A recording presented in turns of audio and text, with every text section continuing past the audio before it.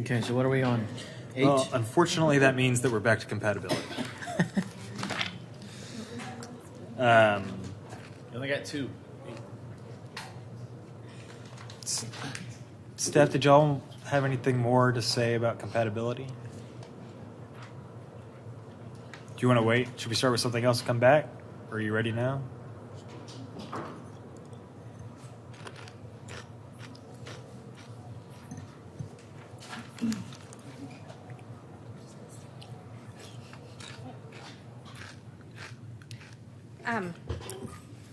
I'm sorry. I guess this is about compatibility, and staff just wanted to say that we think that triggering by distance is more complicated in implementation than adjacency. And I understand what you were saying about the flag lots, but it would be very complicated for.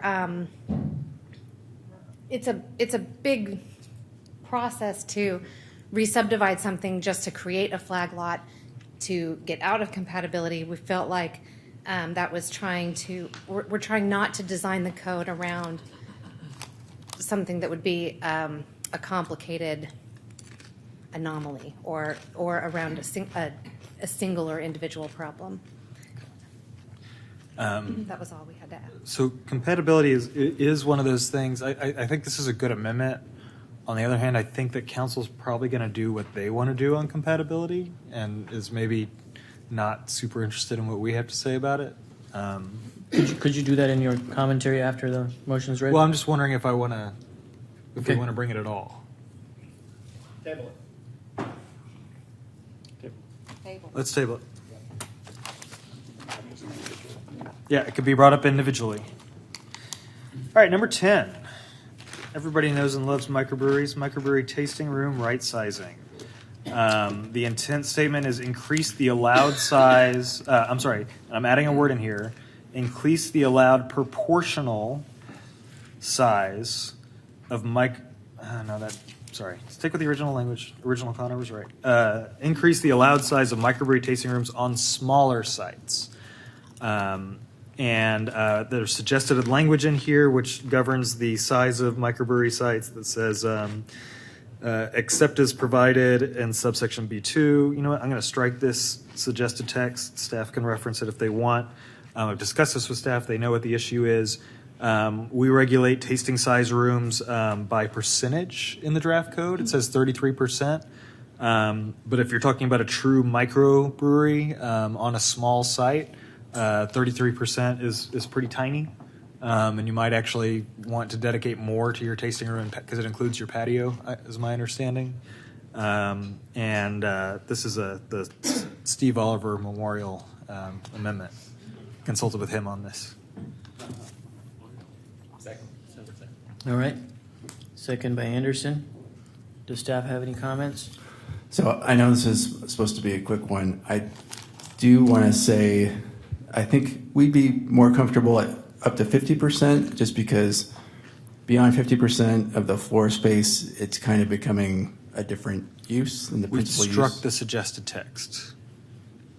Sorry, that's okay. There was a change on the fly there. We removed the suggested text, so you are free to propose a solution to council. Got it. Okay, thank you. Okay. Questions? Speaking against? Speaking for? Let's take a vote. All those in favor, raise your hand. Any opposed? Abstaining? All right, so that motion carries. That was 831. Okay, moving down to number 13. Grandfathered underparked buildings. Create a process for allowing applicants with a change of use or minor construction on sites that have not met parking requirements for more than 10 years to continue without adding parking. I don't know if we all recall the infamous North Loop case where they wanted to change the use. The original building was built without parking that meets today's standards. It had been that way for about 40 years. I think it was a Board of Adjustment actually case, and they ended up, I think, recommending that the building be partially demolished to create more parking. I don't know. Cases like that, it was a historic building, I think, if I recall. So this amendment basically just says if you've had the amount of parking that you've had for more than 10 years and you want to change the use, that there should be a process. It doesn't say always. Say a process that could allow applicants to continue without demolishing buildings and making more parking, et cetera. Staff, do you have a response to this? Agreed. Who's this? Can I get a second on this? Commissioner Thompson, questions? So just to clarify what you said create a process that could allow, well, that's not what it says. This is create a process. I mean, if you could go ahead and put in what you said that could allow versus Pull this for amendment allow. down and resubmit. Create a process that could allow applicants with change of use or minor construction on sites that have not met parking requirements for more than 10 years to continue without adding parking. Okay, Commissioner Thompson, good with that? All right. Okay. Other questions? Speaking against? Speaking for or neutral? Aldo, go ahead, Commissioner Layton Burwell. Yeah, so since this was what Commissioner Kenny mentioned, what was a case that came for Board of Adjustment. Board of Adjustment does not mind looking at cases like this. They're few and far between. So the idea that the Plan Commission would spend a whole lot of time with amendments on specific things like this, or microbreweries or dental offices, which is what I designed, seems to me to be somewhat questionable. But again, there are processes for people to get remedy on something like this if the case merits it. So that's why we have Board of Adjustment. Thank you for sharing that.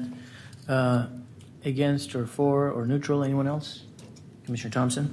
For, I think maybe they're few and far between at the Board of Adjustment because that's a particularly difficult process that maybe isn't very successful very often.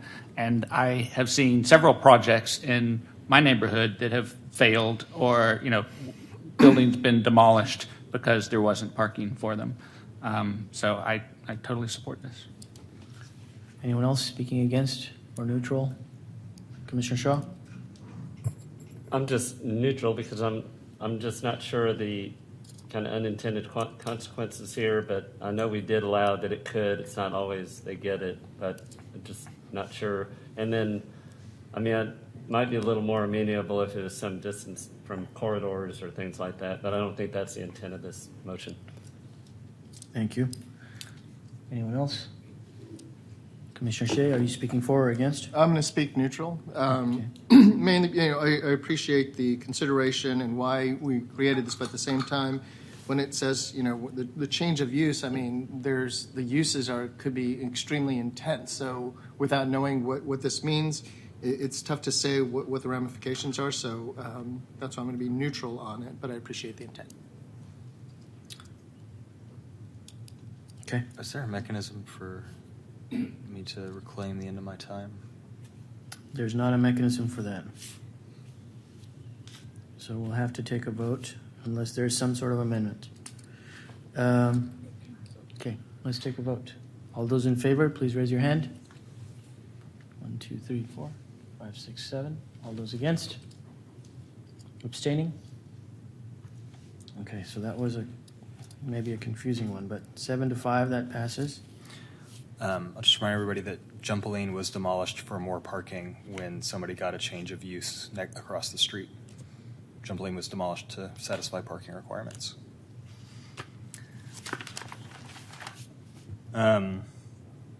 So retail, number 15, retail alcohol sales should require an MUP. This is a more restrictive amendment. It says require all retail alcohol sales in all zones currently permitted to obtain a minor use permit instead. And the issue here is that there is some fuzziness around when areas that may not now be permitted to sell alcohol that could under the new code and that could run afoul of state law. So this just puts them through the most lightweight permitting process to just check that they're compliant. Okay, second? Second by Shaw. Did you want to speak to it further? No. Okay, staff? We'd be okay, I think, with an MUP in zones that where it's not currently allowed equivalent to today's code, but there are zones in today's code where it's just outright permitted and we would oppose making that an MUP where it's permitted today. Okay, thank you. Does that change anything, Commissioner Kenny? Yeah, I'm going to pull it down, resubmit, require all retail alcohol sales in all zones permitted under draft code in all sites permitted under draft code but not under current code to obtain a minor use permit instead. Okay, Shaw? Okay, staff? Could you repeat the amendment again? Require all retail alcohol sales in all sites permitted under the draft code, but not under current code, to obtain a minor use permit instead of permitted. I think we'd be okay if it was zones or equivalent zones. Okay. Yeah, I think Greg's point is that there's zones where it's currently allowed under today's code. Okay.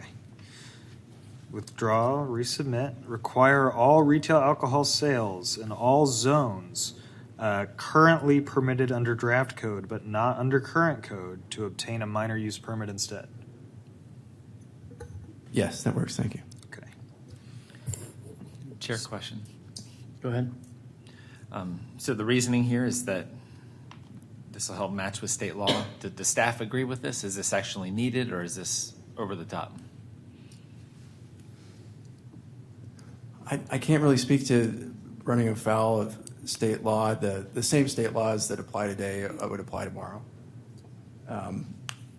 But I don't know the frequency with which it's considered in conflict with state law. Okay, thank you. Commissioner Seeger. Commissioner Seeger? Question to the team. What prompted this amendment?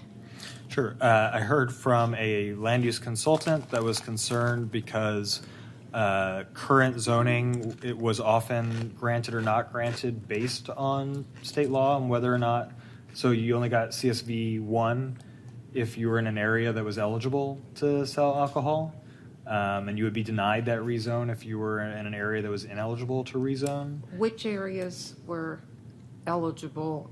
I believe it's schools and churches. That setback. Right, and those CSV that ones are the only CS1s. place where you can have retail alcohol, I believe.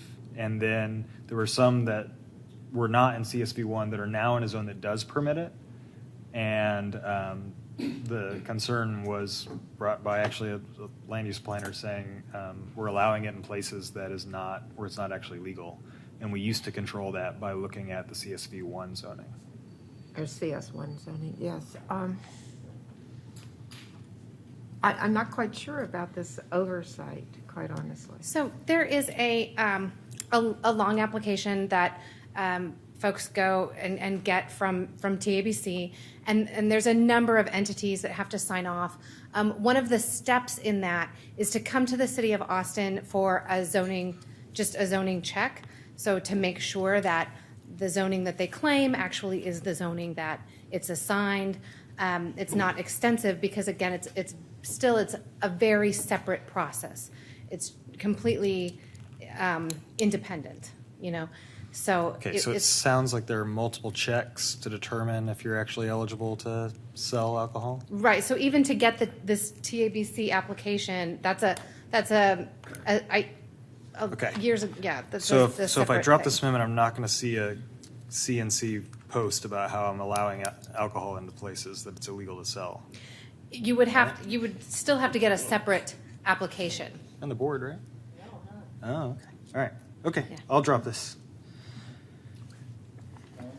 So can we get staff to sort of chime in when the amendment is already offered?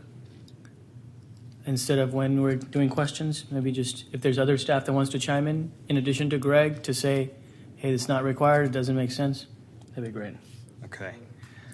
So we're on to number 16, moving quickly. Allow more restaurants to serve alcohol. It says match the permit required for restaurant alcohol with alcohol sales to whatever is required for those without alcohol in each zone. So if it's a P for a restaurant without alcohol sales, allow it a P for with alcohol sales. If it's a MUP for a restaurant without alcohol sales, make it an MUP for a restaurant with alcohol sales. So this is not retail alcohol sales. This essentially says wherever a fast food place is allowed, you could also have a place that serves wine and beer. Would still have to go through a TABC application, but the zone would not place further restrictions. And just, I know in my neighborhood, personally, we'd love a few more places that served wine and beer, and that's the kind of restaurants we'd also like in the neighborhood. Is there a second? No, I have a question. There is not a second. Oh, there is a second. Commissioner Howard. Okay, staff? Not comfortable saying agree at this point. We'd like to look into the zoning map to do some more analysis. Okay, thank you. Questions, Commissioner Seeger? Yes, I have a question. Will it still follow the same rules that in a restaurant has to be less than 50% of total sales? Yes, that's the definition of restaurant with With alcohol sales. It's alcohol. not a bar. It's got to be 51% food sales, I believe, is the rule. Yes. Is that correct, staff? Yes, have to Yeah. be more than 50. Okay. Not a bar. Any other questions? Commissioner Shea? So does this effectively open up that McDonald's can serve alcohol? Like as long as there's still 50% plus food, then they can start selling beer? They would not be restricted by zoning from selling beer. They Okay. need the permit. There are other restrictions that apply. I don't know if I understand. So just to further answer your question, Commissioner Shea, under the use chart, there are a number of zones where restaurant, for example, MU1, MU2, MU3, those are all zones where restaurants without alcohol sales are permitted by right. MU1 and MU3, it's if no alcohol or no beer or wine can be sold at all. And in MU2, you need a minor use permit. Similar situations in MS2A and MS2B. Those are the zones in which it doesn't line up, and only restaurants that do not sell beer or wine are eligible to be there by zoning. Commissioner Ozar? So I think I have the same question again. Essentially, what is the impetus for this amendment? So that covers a lot of areas of town, and I think it, in my neighborhood, it comprises a number of areas of town, and it'd be nice to be able to have a glass of wine with dinner at those restaurants. Again, it's not a bar. Staff, did you want to say something? Sure. So restaurants, our zoning regulations do not prohibit any restaurant from selling alcohol. The restaurant independently needs to run down that TABC application. I keep doing this because a long time ago, I remember the application was long. I was the city side of that sign-off. Now, in our zoning regulations, we have, if you're selling alcohol, if you're a restaurant and you're selling alcohol, like let's say you're a 24-hour restaurant, you're just a restaurant. You're not late hours unless you're getting a special late hours permit from TABC. So if you were a 24-hour restaurant and you meet the TABC requirements to sell alcohol, you can sell alcohol. And let's say you did not check off the late hours. You just want to sell alcohol during early hours.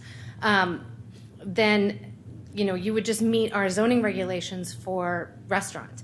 If you then wanted to, because you may be open all night long selling pancakes and whatnot, but your alcohol sales is meeting that TABC earlier hours designation. And then if you wanted to be a restaurant with late hours, that means you're selling alcohol like until 2 a.m. And that's a separate check on the TABC form, and our zoning regulations have a separate designation for restaurants with late hours, meaning a restaurant that's selling alcohol, beyond, I can't remember if it's like 10 or 11, but whatever that time is, all the way till 2 a.m. So can I ask, why then are there separate uses defined for restaurants without alcohol sales, restaurants with alcohol sales, and restaurants with late night operation? In MS2A, for example, without alcohol sales is permitted, late night sales is a conditional use permit, and alcohol sales is not permitted at all. Oh, I see what you're saying. So today we do have the general and limited. I think we just see I see what you're saying. Yes. There are two different designations today, general versus limited, and then the limit, and so there are a couple of differences in where it's allowed. So could you comment on that? Why the differences, and does this amendment make sense? Can I see that? And why did it change, right? In the meanwhile, since I think we're still on my time, I was just going to quickly ask Commissioner Kenny, I feel like the one follow-up question is, would you be amenable to having it to certain zones and going to all MUPs within those? So I heard that, I think you said 2 zones where it's not allowed at all. So would it be more amenable to say within those 2 zones we allow it with an MUP? No. Okay. I understand the amendment. Your amendment is to allow the same, really not differentiate those. If it's a CUP for without alcohol sales, it's a CUP with alcohol sales. And then I'm sorry, my quick question on that would be, why was it done that way from the staff perspective? I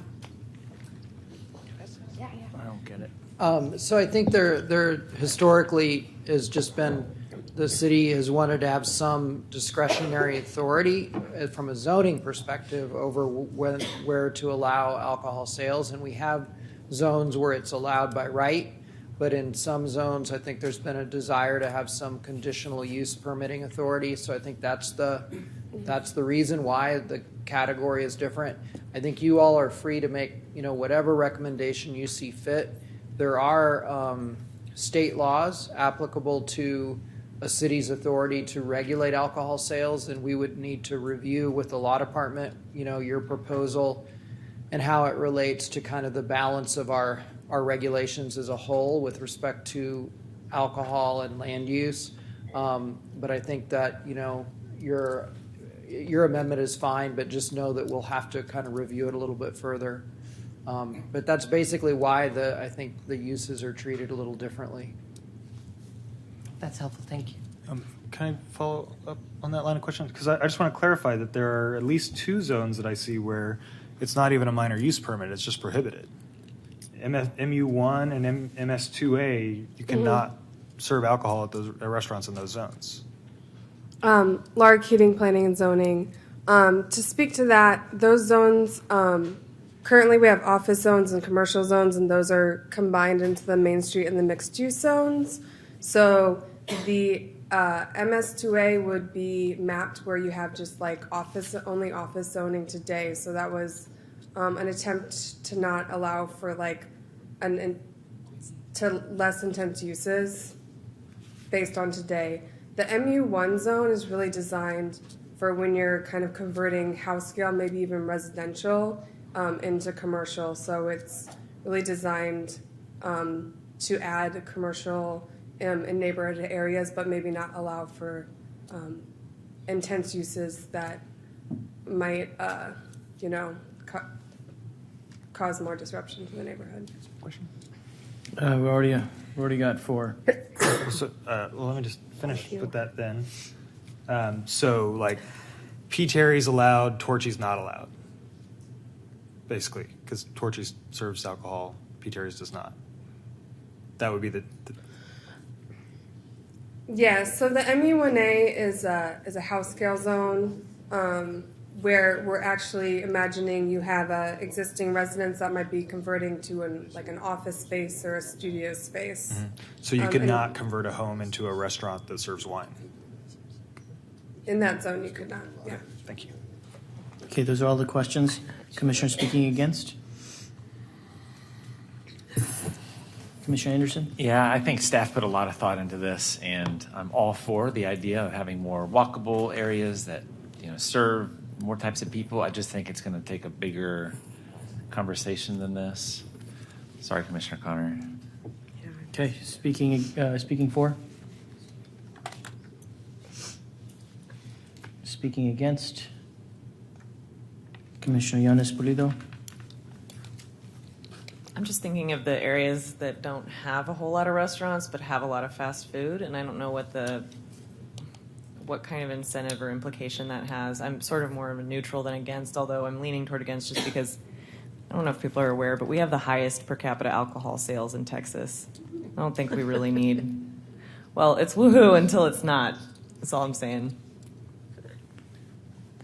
Anyone else for or against? Okay, let's go ahead, Commissioner Leighton Burwell. Well, I'll just speak maybe more neutrally, but there are reasons that in certain zones, an office, adjacent to a residence, if it ends, if they quit at 6 o'clock, it's not a problem.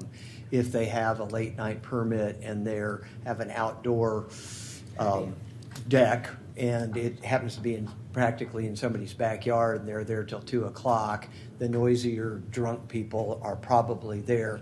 And so I think that there are, with the proliferation of the ability to have restaurants in more areas for walkability and to support mixed use, that it needs to be a fine balance between how many of them are sort of surrogate bars.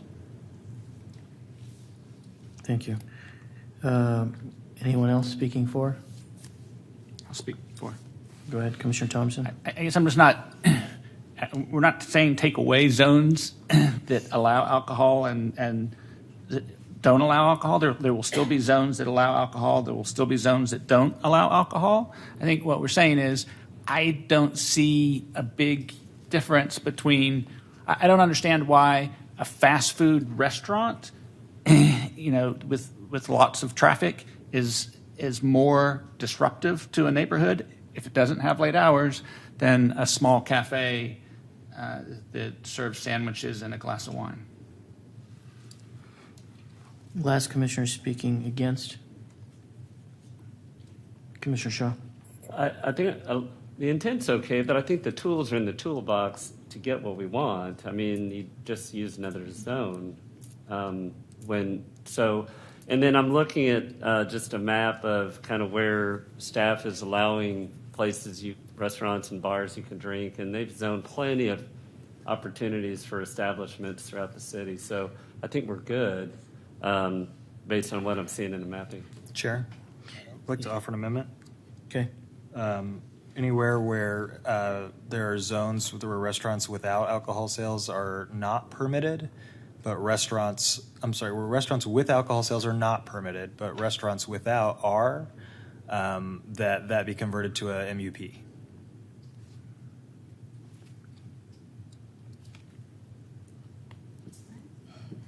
Okay. Is there a second? Second by Commissioner Anderson. Staff?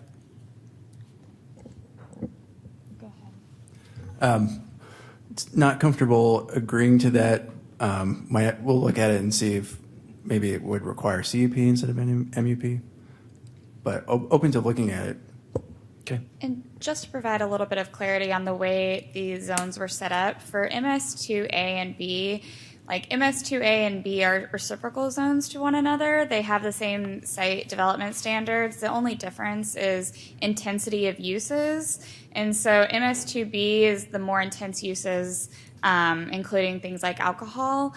MS2A doesn't have those alcohol uses as permitted, or they might be not allowed or be a CUP or something like that. Same with MU1. MU1 and MU2 are very similar, kind of reciprocal zones. They do have slightly different site development standards, But the uses are, again, MU1 is the less intense use, the MU2 is the slightly more intense use. They're both intended to be residential house scale and be, like Laura said, this conversion of residential into kind of neighborhood commercial, but it just gives the community kind of options about where they want alcohol and where they don't want alcohol if we allow certain zones to kind of be mapped where they want these more intense uses and other zones where they don't want those intense uses. So that's kind of the reasoning to why staff has those particular uses separated out in those zones. Commissioner Kenny, can we make that a CUP? Fine, I will withdraw and submit as a CUP. Okay, so that's a Kenny Anderson amend or substitute motion. Questions?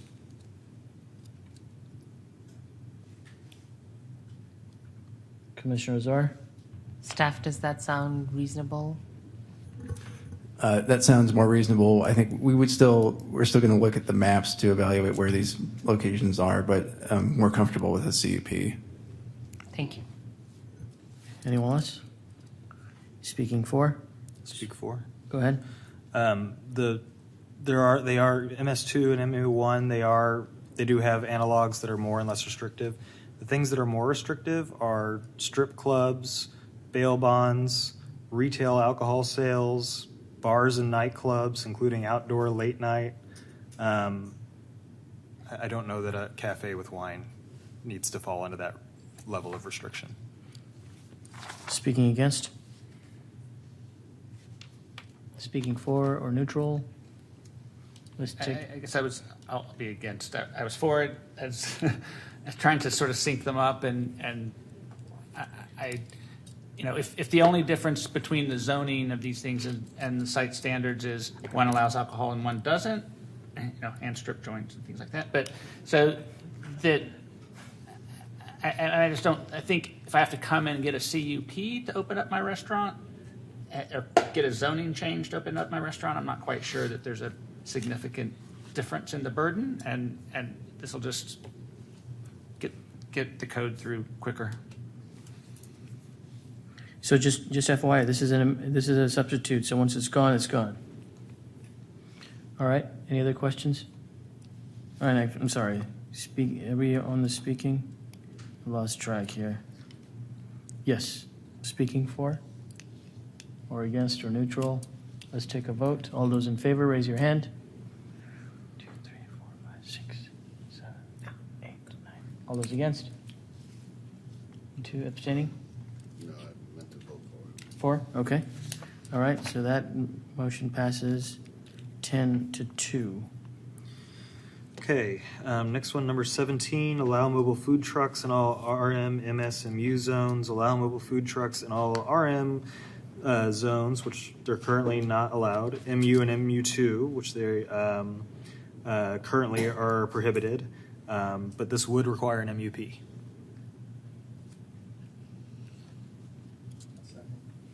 Okay. Kenny Shea, staff? Yes, comfortable with the MUP and the MU1 and MU2, but opposed to allowing it in RM zones. Okay. Thank you, staff. Does that change anything, Kenny? No. All right. Questions? I'd like to amend it to scratch RM.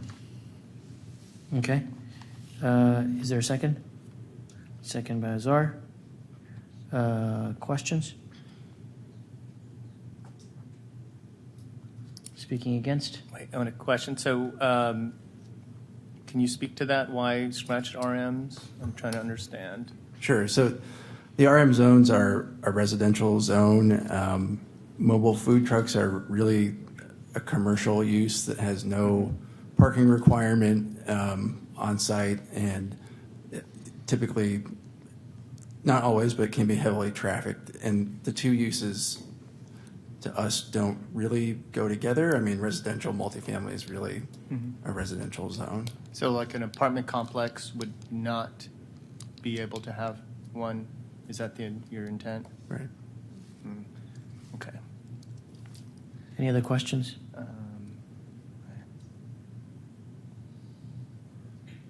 You've got more time if you want to. Oh, I don't know. I was going to speak against, but it's not that point yet, right? Right. Okay.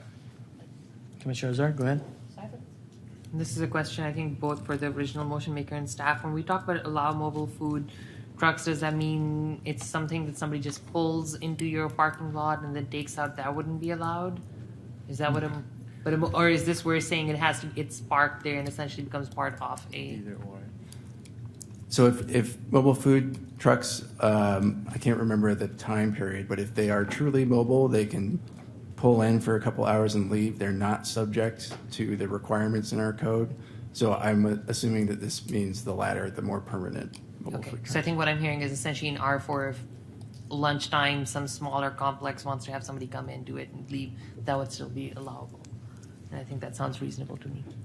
And Chair, I wonder with this amendment of scratching RM, I wonder if it makes sense to allow RM, but not maybe with the MUP, but make it the CUP. I'd like to amend it to that. Yeah, Does that make and sense? maybe staff can talk about what's the difference, what it would look like if it's MUP versus CUP. I mean, I like the CUP, but Because I think we recently saw a case where they added so that's Okay, my so- amendment. Yeah. RM and CUP. Azar, are you still the second for that? Okay. Questions or staff? Does that change anything for staff? Just to clarify, it's CUP in RM only? Okay.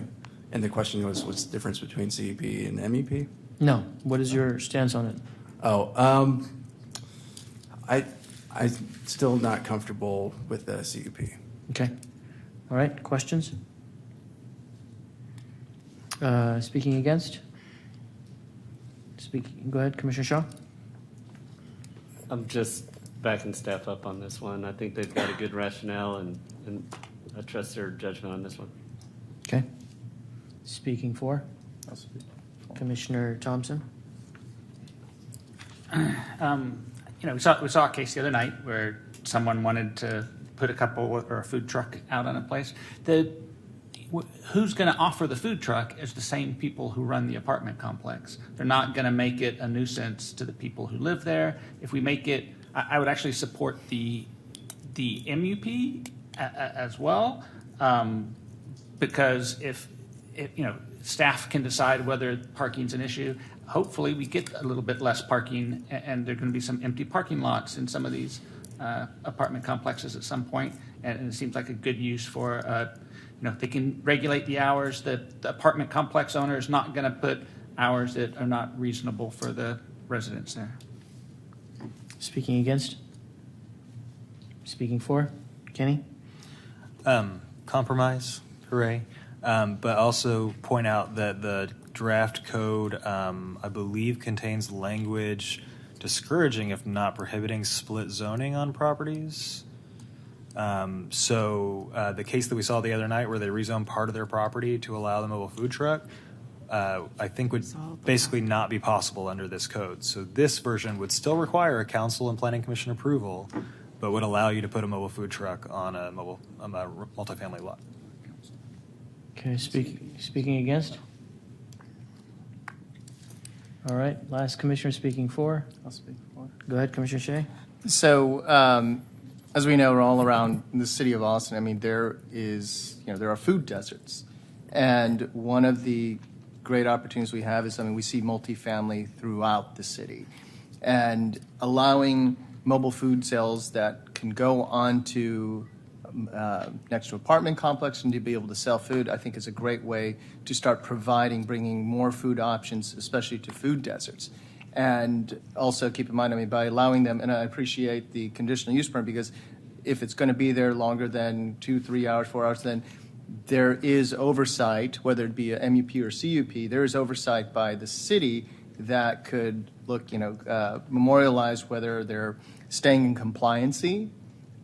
So I think it's a great tool, and it's a great tool to be able to offer food throughout this city. So, Okay, let's take a vote. All those in favor of this amendment, this is the Anderson-Azar amendment, please raise your hand. The amendment is to allow food trucks in RM with the CUP. All those in favor, raise your hand. Any opposed? Any abstaining? Okay, so that motion carries 11-1. Now we're back to the main motion. This motion just adds MU1 and MU2 with an MUP for food trucks. Any additional questions? Speaking against? Speaking for? Let's take a vote. All those in favor, raise your hand. Any opposed? Okay, that motion carries unanimously. Well, 12-0. Okay, we pulled Pulled 18. So now we're on 19 parking facilities allowed in MU zones. We've gotten some feedback that if we're trying to allow more flexibility, more district parking, where somebody says, "Oh, our parking garage is down the street," this does not put it in RM zones, so it does not put it in any transition zones. Nothing that got mapped to transition zones would allow a parking facility. But if it's zoned for office, you would be allowed to put a parking facility in there. Okay, is there a second? I'll second. Second by Shay. Staff?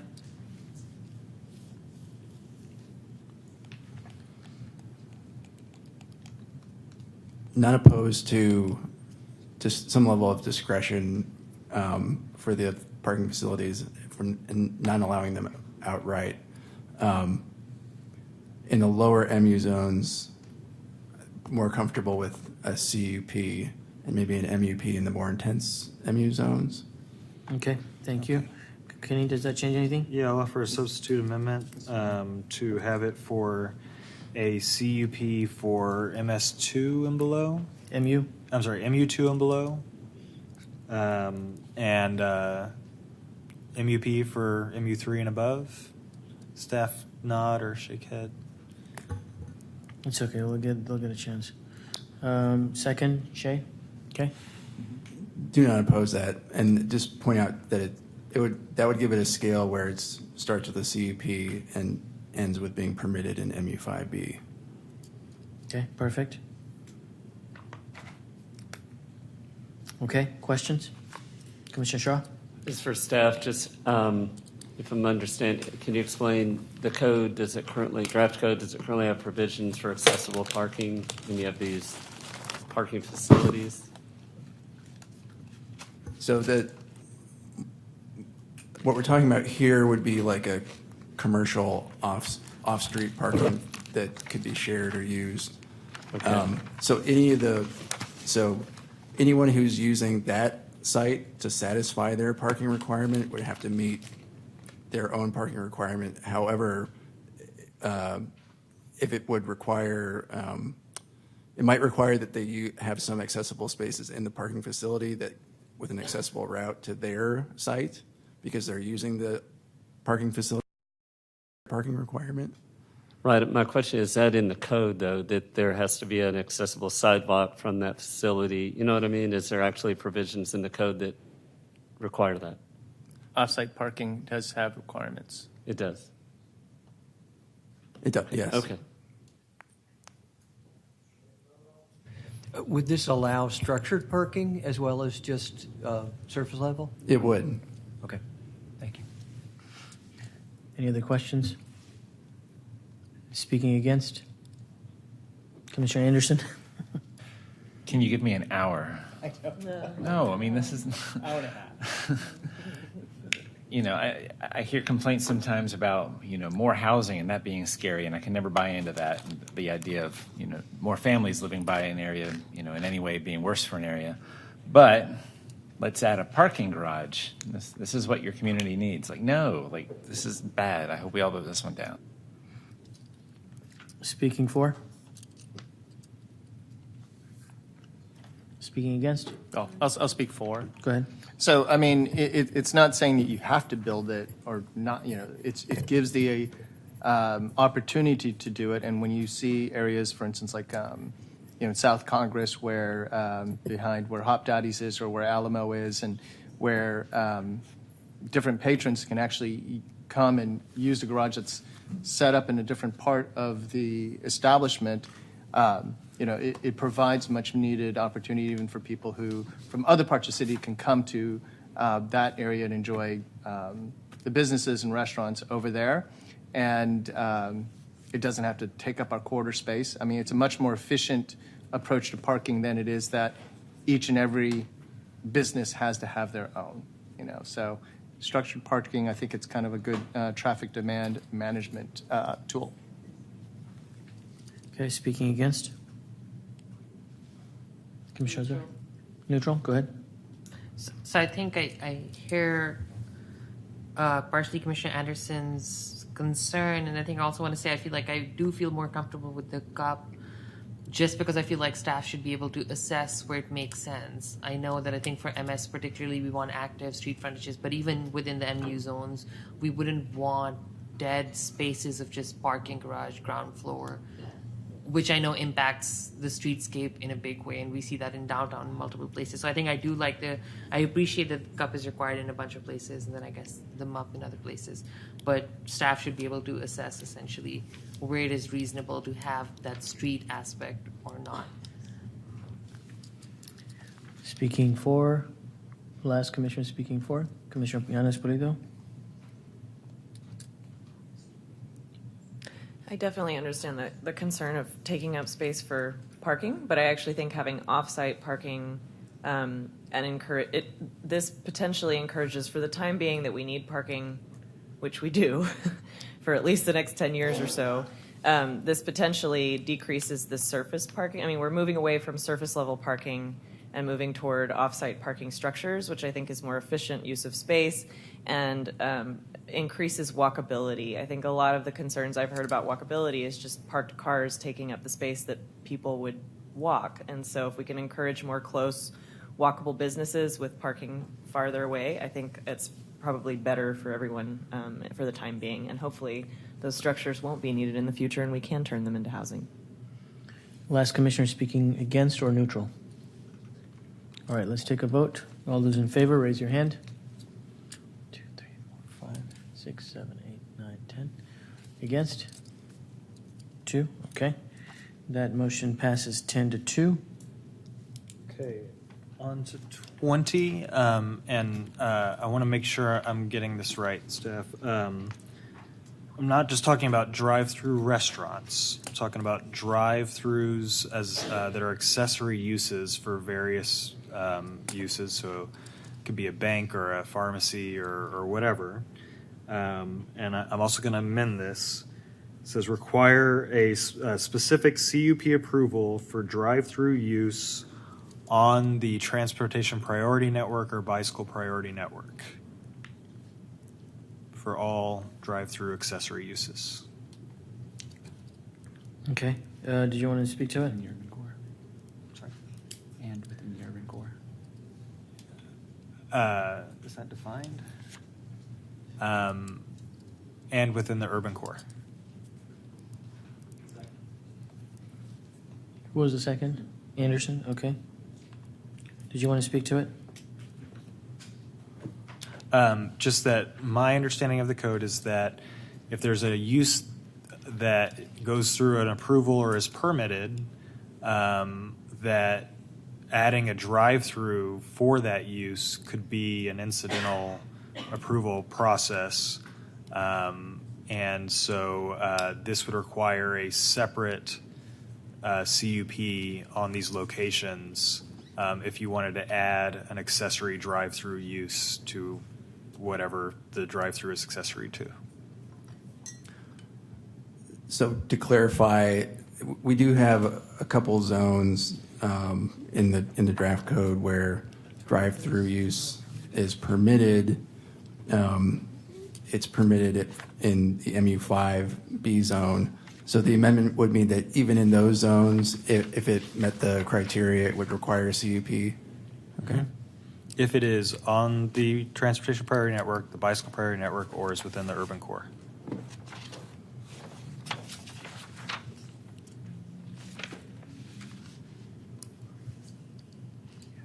Transit priority network, sorry, not transportation.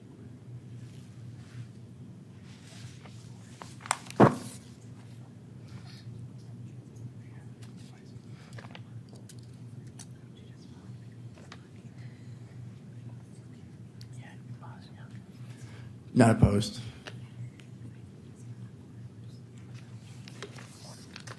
questions? Commissioner Seeger? Is there any restriction to having especially high-traffic drive-throughs restaurants, curb cuts, et cetera, entrances onto main streets? I know you have a TPN and bicycle, but any other restrictions on curb cuts lead? Because I know that there are restrictions on how the drive-through, especially for restaurants, are handled. Ms. Boudet. Did you catch that question?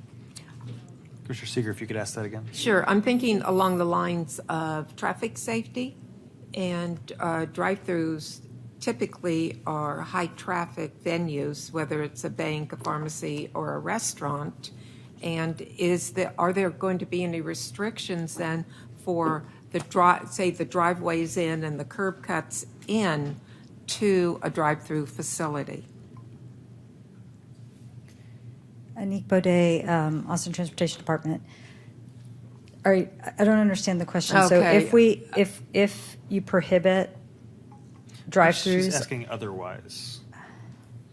Absent this, or this amendment aside, is that what you're asking, Commissioner Seeger? Well, I'm just concerned, and you do have it in here on traffic safety. Anytime you have a drive-through, typically you have more traffic into that facility, whatever it is. correct. And are there any restrictions that are in place that protects the public from a lot of drive-through traffic, especially the queuing and leading out into the central street? So in the current code, are there additional provisions when Right. a drive-through is? And the answer is yes, and Greg can speak to where they are in the code. So there are. The answer is yes. For that use, there are additional limitations regarding the lane design, stacking area, and pedestrian access. Okay, so the same constraints that were on drive-throughs in the old code are being carried forward? I don't actually know if they're identical to the current code. Well, but- generally for yeah. traffic, for pedestrian and traffic safety. Correct. Okay, thank you. Okay. Other questions? Commissioner Azar? So I have a question regarding pedestrian access. This is just generally towards drive-throughs. So my understanding is the code now says that if you provide a drive-through only for vehicles and not for pedestrian access, you still have to provide pedestrian access. Essentially, we're saying you cannot have a purely drive-through. Does that make sense? Essentially, I'm trying to say if you don't have a car, can you just walk up and buy fries? Or are we still prohibiting that because that is prohibited in a bunch of places? So the provisions regarding pedestrian access apply to all drive-throughs, and I'll just read it to you. If the business has a drive-through but no walk-in service, then it must provide safe and convenient access for pedestrians. And for instance, it cannot intersect with the vehicular traffic, and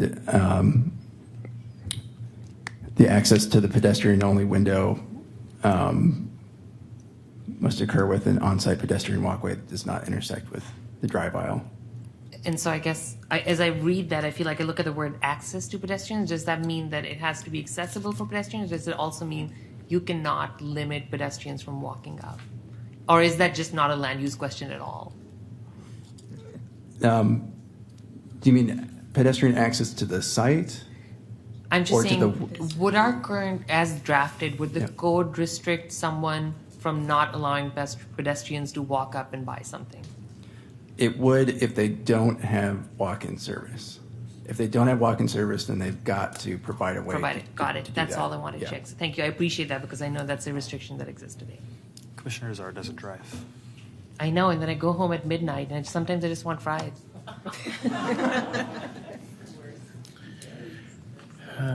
All right. While I have time, I'll ask find a question. Did you want to say something? I do. I just want to make sure the commission's aware of. I think staff does not oppose this amendment, but I want you just to make sure you're aware of all its implications. So if a use if you make a use conditional, the existing uses that were permitted without a CUP, that were just permitted through an administrative permitting process, become non-conforming. And the draft code says that if an existing use was established as an allowed use, the use becomes non-conforming if it would require approval of a conditional use permit under this title, and may not be expanded beyond its existing site area boundaries. So you would essentially, those existing drive-throughs would be substantially limited in their ability to expand without going through a CUP process. Not saying that's a good thing or a bad thing, but I just want you to be aware of it. And if you wanted to avoid that consequence, I think you could do that as well. Any other questions? Speaking against? Speaking for? Commissioner Hempel? This reminds me of the William Cannon case we had back a few months ago, where it was really, really complicated, and I watched the council agenda item where it was even more complicated. But I think the point was that we don't really want to have drive-through uses on these kinds of transit and bicycle priority networks, and so I'll be voting for it. Speaking against? Speaking for? All right, let's take a vote. All those in favor, please raise your hand. Any opposed? Okay, so that motion carries 12-0. Okay, we're getting near the end, folks. 21, allow hotels in MU1 and 2 through a CUP only. A lot of talks about STRs in this town, and a lot of talk that I've heard about how they scratch this itch to have hotels that aren't just high rises. So this would require a CUP. Hopefully this would take a little pressure off the STR conversion market. Okay, is there a second? Second by Anderson. Staff? Not opposed. Okay, questions? Speaking against? Question, Azar? Can you explain to me again the impetus for this? I was looking at it. I mean, I think some folks have looked at me, asked me about this, but I also have just been looking at the permitted charts. And when I see something that's not allowed, I ask myself, is there a good reason for this? And I actually think in this case, I'm interested in this STR issue, and what I read about it is that people want these smaller, kind of boutique-y kind of options. And currently, we only allow them in zones that start at 60 feet tall, 5 stories. So that kind of smaller scale hotel and smaller scale zones is not allowed. And I thought a CUP might be enough oversight. So basically, like where you can have an office building, you can have a hotel of the same size through a CUP. Thank you. Any other questions? Yanis Pulido? Was this, so I guess I'm just thinking about like the parking situation. I mean, I know a lot of people staying at hotels are not necessarily going to have a car, but I'm curious as the use of office space versus the use of hotels. So I like the idea, first of all. Let me just say I'm supportive of the concept, but I'm just trying to get a sense of how that changes use and impact. My understanding is that the parking use per square foot is generally much more intense for offices than hotels. So question for staff, like you're still on your time. Oh, go ahead. Oh. So a question for staff. So why was it for MU3, MU4? I guess I need to understand why the differences. Because, I mean, to me, I like to see the nuances of things allowed in one zone, and as you move up, or move down, then maybe it's not allowed in another. But if you make it all the same, then what? So why did you have it separate to begin with, and now you're saying not opposed?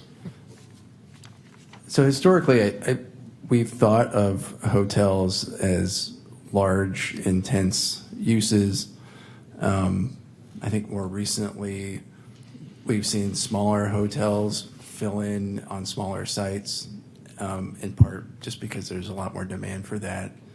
And there's also been a lot of discussion about the tension between STRs and hotels, and whether you think STRs are a good thing or a bad thing. It's just sometimes that pressure can be relieved by hotels if we've got more hotel space. But I think it's more that the use of a hotel has historically been thought of as a giant, intense use, and it's just evolved over time to smaller sites. So what this amendment is saying, it was doing is basically allowing what we are already doing now. Is that correct? Because it seems like you're saying that we're starting to see smaller ones anyway. So is this amendment in line more or less with the trend that we are currently allowing? It's in line more with the trend that we're the product type that we're seeing. Okay, that can be allowed these days anyway. In the zones where it's allowed, yes. In the zones where it's allowed. Yeah, I mean, which is analogous to this, the MUs, right? Yeah. Okay, gotcha. Thank you. One more question. Speaking against? Commissioner Azar? So I guess I'm against neutral. I'm not 100% sure yet. I'm going to take the next 2 minutes to think this through. But I'll be honest, I think I do have a concern with losing space for residential to hotels. And I think I see that as a major concern. We just had this conversation on parking, and I understand that there's actually some need for parking, but then hotels. I'll be honest, I think the only reason I would have been a hard no on this. The only reason I'm actually neutralish on this is because I can see a use for low-cost extended stay hotels for emergency housing needs. And I know that happens. That would be the only reason I would actually say that we might have some of these kind of hotels in areas where we can provide people emergency housing. Beyond that, I'm not sure I understand the need for hotels in more zones, particularly lesser intense zones. So I think that's just how I feel about it. Is that a question? No, I'm speaking against /neutral. Just to say that I think I have a concern with losing more residential space. Speaking for?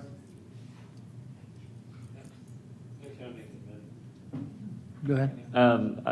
I think I may be able to support this if we remove MU1 from the list. Is that an amendment? Yes. To strike MU1? Is there a second? I'll second. Okay. Questions?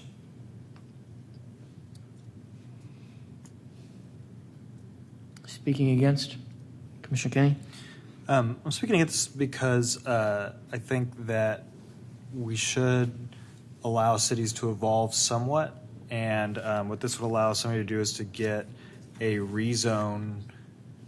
Let's say they're on a very urban street and there's a lot of STRs, and they say, I want a house scale little hotel. My family stayed in a little house scale old hotel with no parking in Seattle recently. It was lovely. But if we didn't have MU1 and they wanted to get to put that hotel mid-block, they would be asking for a zoning that would allow more height and density in order to get that use. And it's the same reason why I want to create like an MS1 is I want to create more options for uses without having to go big in scale.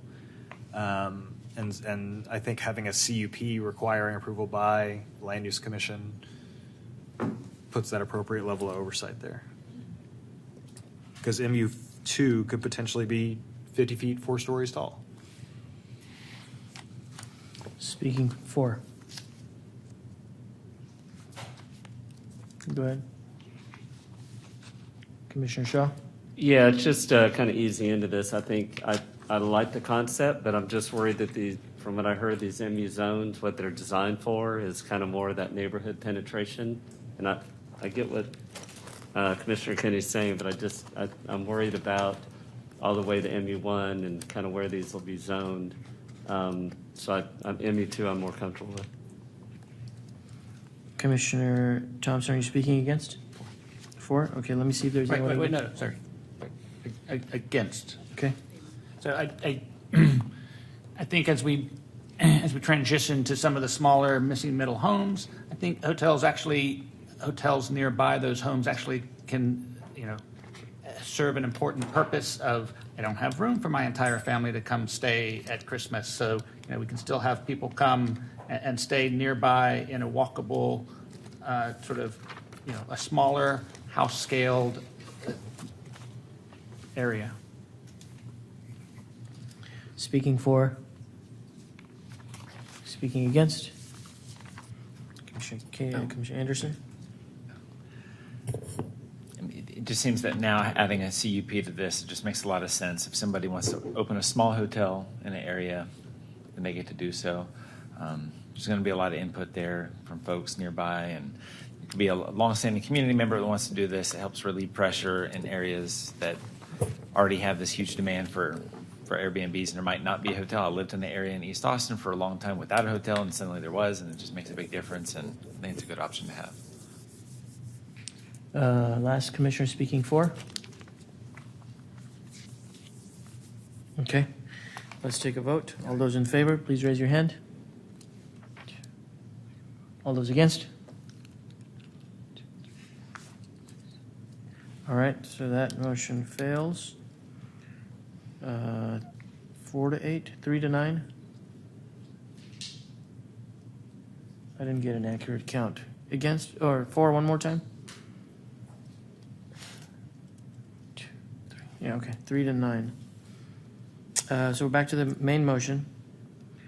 Both MU1 and MU2, because that amendment failed. We have one more spot for a question, if anyone has a question. If not, commissioners speaking for or against? Commissioner Shea? So this is a tough one. I'm speaking against because my concern is that by opening this up to MU1s, it concerns me that we're going to end up having people who are going to be building a bunch of hotels rather than the residences that we need, especially if we're looking at capacity and those numbers. I mean, Austin keeps turning more and more into tourist town, and now we're just finding more ways to house the tourists rather than the residents and the capacity that we need. So, like I said, I mean, probably. So anyway, so that's why I'm going to be on the other side of this one because of that. Thanks. Speaking for? Commissioner Kenny? So MU1 and MU2 is currently only 0.04 and 0.09 of the city, 268 and 627 parcels. It's very, very little of the city now. I think what this would mostly be is a rezone for somebody wanting to essentially get a change of use, but not ask their neighbors to authorize a 65-foot tall building. Speaking against? Commissioner Shaw? Maybe I'm missing something, but I thought a lot of these folks up here want to provide housing, so why are we taking it away? So I don't understand the ambiguity in people's goals. It really drives me crazy. So let's make housing for people that live here, not for people that are coming here to visit. I mean, really, come on. Isn't that what you want? Speaking for? I'll speak for on this. Go ahead. So I live in a 1-bedroom, 1-bath, and randomly people come to visit me. I don't know why, but I can't have them stay with me, and so I also don't want them to have to stay a distance away. And so to have just options in areas where there's a CUP involved, it's areas that want it. We're going to hit our capacity numbers. Of course, we need a lot more housing, but we're a city that's growing, and we have to have room for other folks to visit and come hang out, and uncles and aunts and grandmas, and they don't all want to stay with us in our little 1-bedrooms. Speaking against? Commissioner Yanis Pulido? I'll just underscore, I think we do need housing. We have hotels. We have new hotels all the time. I love the small boutique option. And at the same time, I just think if you're looking at a property that could be residential or it could be hotel, the profitability of a hotel may convince someone to make a hotel instead of creating housing. And I don't necessarily agree with that incentive. So I'm sort of neutral but leaning against. Last commissioner speaking for? Commissioner Howard? So I definitely support the idea of the provision of housing. I do believe, though, that if someone's in the business of doing a boutique hotel, they probably just likely find another site, not necessarily build a hotel in lieu of housing. I mean, those are typically the same type of developers. So, in my opinion, let's do it. All right. Let's take a vote. All those in favor, please raise your hand. All those against? Any abstaining? Okay, that motion passes 7-5. I can see if I can light. offer the last three as a bundle.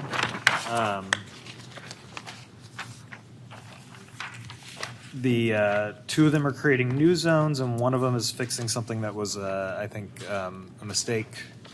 The first is create a MS1 zone, and this is it says create a new MS1 zone for 3-story commercial use with MS uses. I was gonna say it's similar to the prior one, but I don't want people who voted against it to vote against this one.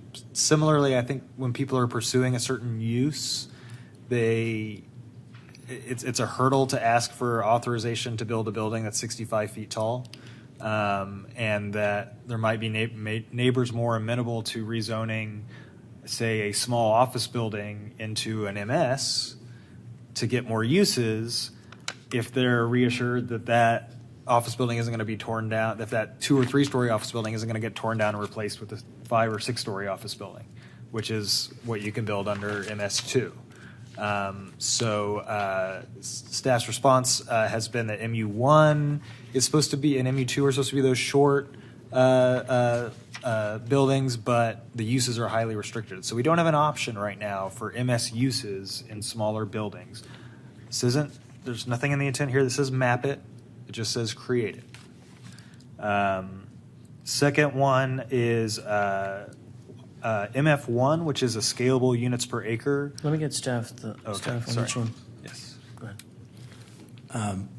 Not opposed to the zone and concept. The city's maps, the draft map obviously doesn't include MS1, and staff felt like we could get coverage with MS2 appropriately. My only comment would be that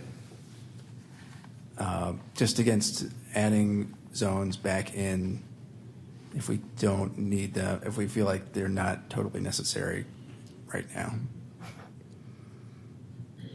Okay. I won't be offended if somebody has to split. I thought we could just do this fast. MF1 is a units per acre. It was put into RM1 on the map, which has units per lot. It maxes out at 10. There's a lot of MF1 in the city right now, cheap, market rate affordable apartments that have more than 10 units or 6 units if they're not participating in affordable bonus program. So that creates a lot of non-compliant properties. So this just says create some version of RM1 that has a unit per acre density and put MF1 in there. And really the intent is to create something for MF1 so that it's not non-compliant. Agreed. And then to future-proof our zoning, but not create it. I would say that UC is meant for urban centers, and it's got some uses and site requirements that speak to that, but we don't have just like a really tall corridor zone. Again, not asking to map it, just create it to kind of future-proof so we don't have to come back with amendments. We have a 120, 135-foot RM zone, but we don't have one for MSMU. Similarly, we allow 160 feet in East Riverside and I think one other place, but we don't have a zone that does that. It's only a special zoning district. So this is just some future-proofing. Doesn't say map it. It just says create these zones at these heights so that we have this option in the future.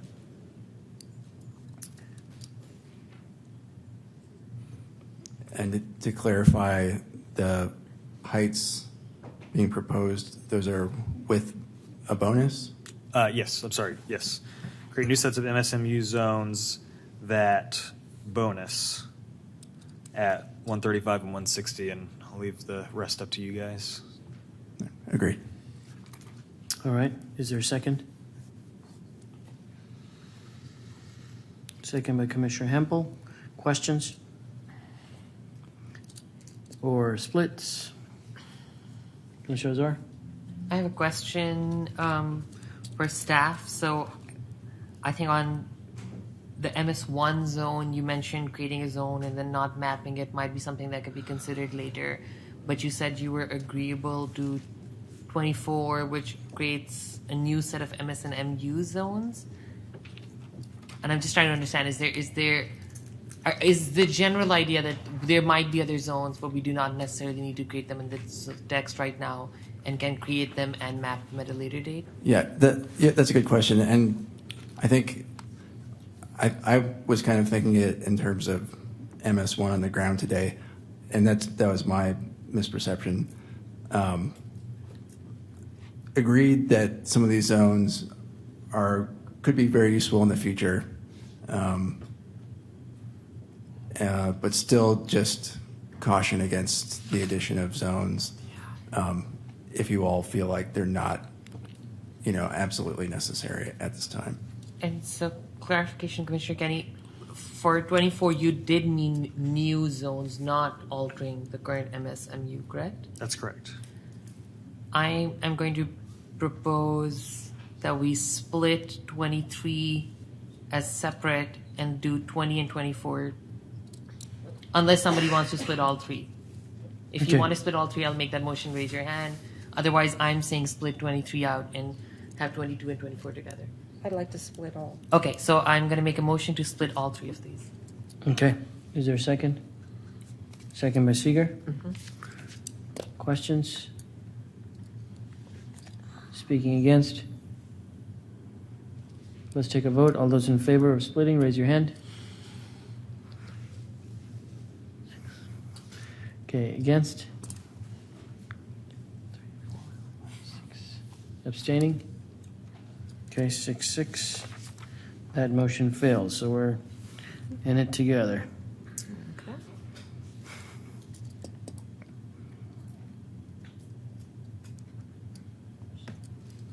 Go ahead. Is this based on Michael Whalen's suggestions? The last one is. Okay, I was just because he had I'm honestly just asking for clarification. He was very openly sharing that, so because he had specifically said consider creating the new designation but not mapping it, and I was wondering if anyone could elaborate on the rationale for that. The rationale just being that right now our MU and MS zones max out at 90 feet, but we have already in our city started mapping stuff that is in excess of that. So it's just pointing out that in the future we might want to go higher. Any other questions?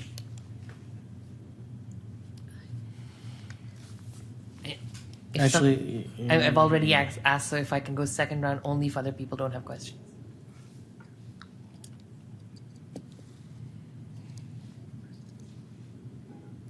Commissioner Shaw? So these are for the future, but I know we have some, I know this is going to kind of bring up discussion, but some of these zones are able to reach base height at 50 feet based on compatibility stepbacks. So I would just, on this last 24, I'd be supportive if we just put it in the category that's at 100 feet instead of 50, where it can reach its height. The last Zone one. heights. So you're talking about the. Yeah, 24 new codes. We have two varieties of step backs. One, you get to reach full height at 50, and the other variety is get to reach full height at 100 feet. So I just want to make sure these are, if they're going higher, they're at that 100 foot. So that's the amendment, that these new zones with compatibility to reach base height at 100 feet. I'll second that. Okay. Does staff have any comment on that? Sorry, distracted as usual. That's okay. So on number 24, where we're adding new MS and MU zones, 135 to 160, the amendment is that we reach full height at 100 feet instead of the current 50 feet. the step back, alter Some- the step back. Yeah, just to clarify, some of the zones are 50, they reach full height, and some are 100. And for these taller buildings, I just think it's more appropriate to use the 100-foot instead of the 50. Not opposed to that. We're going to have to actually, once these new heights are looked at, we're going to have to look at the compatibility step backs. Generally, that's just a comment. I don't know if that makes any difference, but we're going to do that. Okay. Questions? Commissioner Seeger? I have a question of the team. Since we're talking about future zoning, why are we putting them in our code today when we can add them in the future as they're needed? I'm afraid we're kind of junking up all of our zones and et cetera when this is supposed to be a simplification. So I guess that's for the team. Why are we looking at future today? Because, this was brought to us, but we are already zoning some corridors at these heights, but we're having to do it through special districts. And if we're already doing it at this height, why not just? My concern would be that there are some zones that are taller than this, but they're for like downtown and things, and what you're going to get is, we wanted to go higher. The only tool in our toolbox is a downtown zone, so let's put a downtown zone outside of downtown and then put these conditional overlays on it, but we don't have conditional overlays anymore, so we're going to have to make special code. That's what messes up the code. Not having lots of colors in your crayon box, it's mixing them all together. Can staff kind of respond to that process and that thinking? I know you don't want us to create these things, but we're trying to give you guys tools that you can use so we don't have to do this hodgepodge.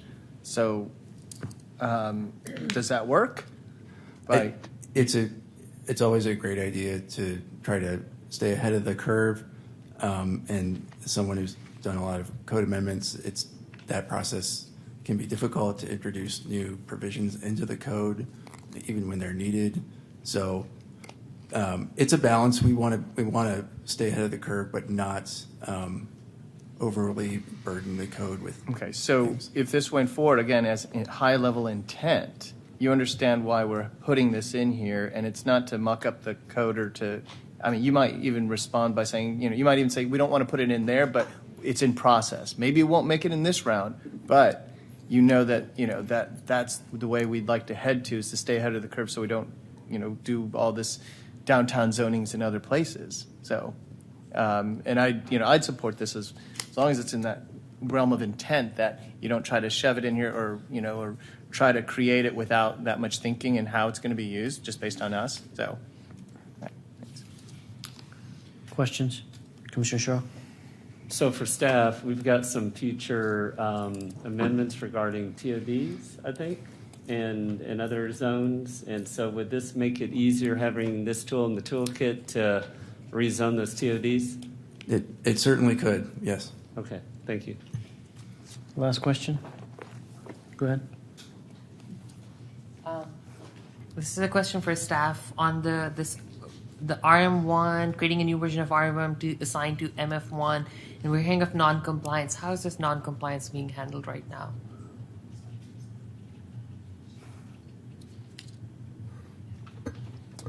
I guess I would ask the motion maker to speak to the non-compliance they're imagining.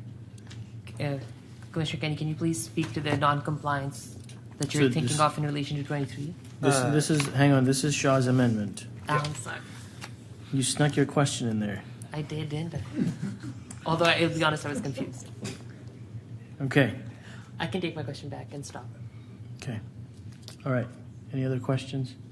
Let's speaking against Shaw-Kenny amendment. I'll speak for it. We have Go one ahead. of those left. I just wanted to point out that the 120-foot, which we had RM5 zone, which we had suggested get a little bump earlier tonight, it uses 100 feet for compatibility, so that would be very consistent with the way that we treat other zones that are this height. So I think for consistency, it's a great idea. All right, thanks for looking that up. Okay, against? 4? Let's take a vote. All those in favor, raise your hand. Any opposed? Any abstaining? Okay, so we've got 9-2-1. That was the amendment. Now we're back to the main motion. We've got one question spot left.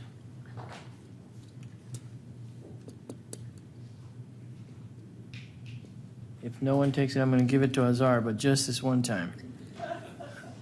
I thought we were allowed to go second round if nobody took it.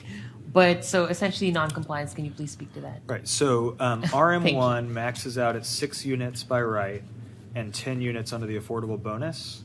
MF1 uses units per acre. I think it's 17 per acre is MF1. So there are, I imagine, a lot of MF1 apartment buildings in town that have more than 6 units, or if they somehow, if they had an income restricted unit, maybe have more than 10. By combining that with this RM1 transition zone that maxes at 10, you've then now made all those apartment buildings non-compliant. And really, I think we shouldn't be trying to lump them together. There's a lot of things that are specific to transition zones. They're currently SF2 or 3. If council wanted to do some other things that are kind of specifically related to the fact that those are up zones, then they could. And whereas MF1 should just be in a zone that's kind of compatible, or equivalent. Hi, I do want to clarify. I do not think that the non-compliance issue is kind of as strong as you're stating, just because the way that we have modernized the zones and kind of condensing zones into current zones into new zones, MF1 is not mapped as RM1, as I believe it, because MF1 and MF2 sort of like in draft 3, and I have to relook at that sheet, you'll forgive me, but the actual mapping process of RM1 is more of the transition area, SF6, if we've talked about before, but MF1 and MF2 are more of the RM2 level. Okay, I was just going by the table that shows that SF5, SF6, and MF1 went into RM1. I'll have to re-review that, but from my knowledge of the mapping that I did, okay, it is more of an RM2 situation. Can I offer an amendment to this then that says if MF1 was mapped into RM1? I think that the whole point is just not to have MF1 go into RM1. Right. And it seems like we're maybe not sure. Yeah, I think in most cases it's an RM2 situation on MF1 lots, not RM1. Okay, we're now aware of the issue. I'm going to offer an amendment that we just strike number 23. That's your amendment? Mm-hmm. Okay, is there a second? Second by Shay. Questions?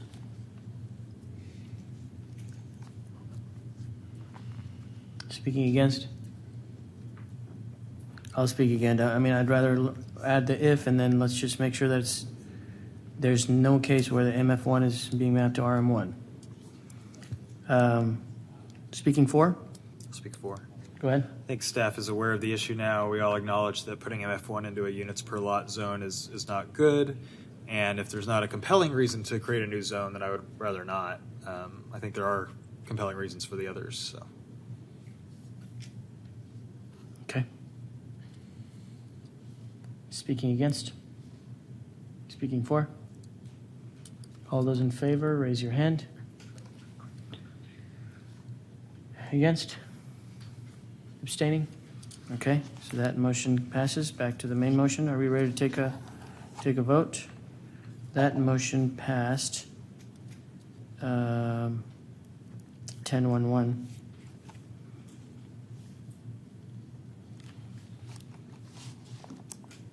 So this is 22 and 23, 22 and 24. With the 100-foot compatibility. With a 100-foot compatibility amendment that passed was Shay Kenny. Okay, this one is Kenny Hempel. Any questions about the motion? It's been a while. If not, let's take a vote. All those in favor, please raise your hand. Any opposed? Okay, 1 abstaining, 3 abstaining. Okay, so that motion passes 8-1-3. Thank you, everyone. All right, downtown. Okay, good job, Commissioner Kenny.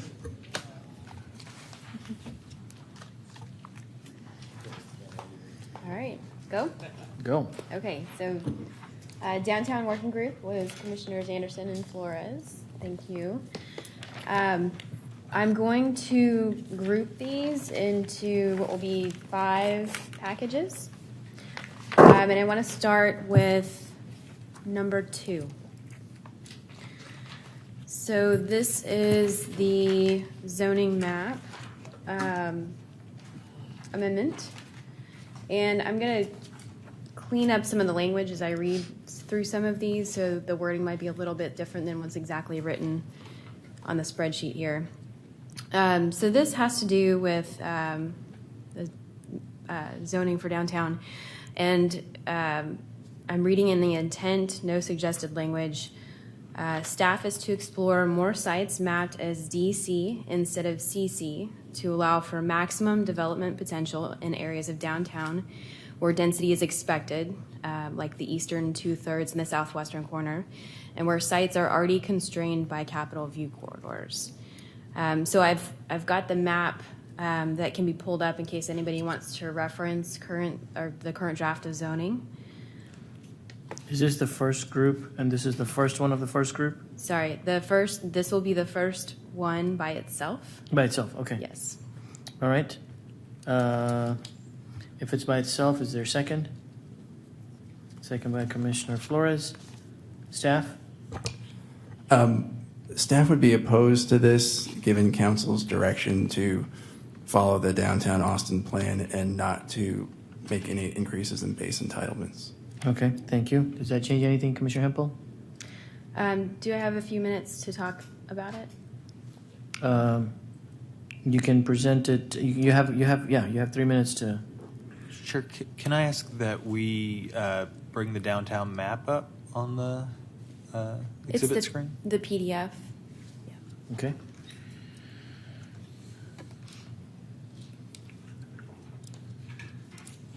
So everything that is light pink is CC, and the purple is DC. Okay, so you have 3 minutes to speak to your motion. Okay, so some bullet points here. The DC's purpose, as is written in the LDC revision, is to be the most intense urban mixed-use zone intended to implement the downtown Austin plan and serve as regional center for residences, employment, shopping, entertainment, and services in downtown Austin. The CC zone's purpose, as written in the LDC revision, is intended to implement the downtown Austin plan that transitions from neighborhoods to downtown Austin. So if these purposes are implemented through mapping, it should allow for remapping of CC to DC where the property is serving as regional center and not as a transition to a neighborhood. It also removes CC transitional zoning from the center of the central business district. The only transition area in downtown is at the northwestern district in Judges Hill. All other areas of downtown should be zoned DC. And then the final point I want to make here is that the areas around the Capitol and along I-35 are experiencing an unprecedented amount of public and private investment, like the state capitol complex where several new high-rise buildings are planned, the recently completed and still expanding UT Dell Medical School and the teaching hospital, and the redevelopment of the Brackenridge campus. So the properties near these anchor institutions should be allowed to develop to provide the housing and jobs needed to support them. And DC zoning will allow them to maximize their potential so that they can serve the community. Okay, thank you. Questions? Go ahead, Commissioner Kenny. This question is for staff. I guess I want, if a building in the downtown area, CC or DC, and feel free to distinguish between the two, participates in the affordable bonus program, do they have FAR constraints under the bonus configuration? It depends what subdistrict they're in. And I guess I'm wondering why, because it seems like downtown to me, those buildings, they go straight up. And I don't quite get it. So the existing bonus subdistrict map has caps on FAR and height, and it varies through downtown. For the bonus, we agree that, and one of council's directions was for the bonus to be unleashed, if you will. And so in the more intense sub-districts, those caps on FAR and height have been lifted in the draft. And is that one of the differences between CC and DC, that DC is unleashed in the bonus? It's not based on the CC-DC base entitlement or the zone. How much they can achieve through the bonus is really based on the sub-district they're in the downtown density bonus program. And do we still use an overlay map, or are we now using zoning to designate the height allowed? For the bonus, still an overlay map. Okay, thank you. Any other questions?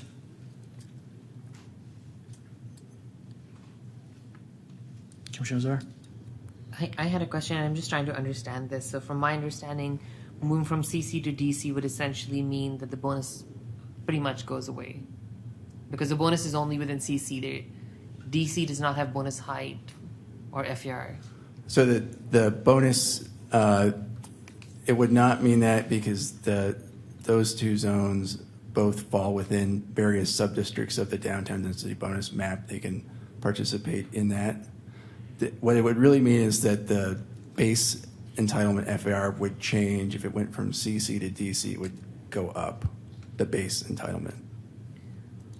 And I guess I would have this question for the working group. Did you all consider a way to tackle this? And again, this is maybe creating more zones, or the dash, I don't know what to come up with now, but dash something alpha.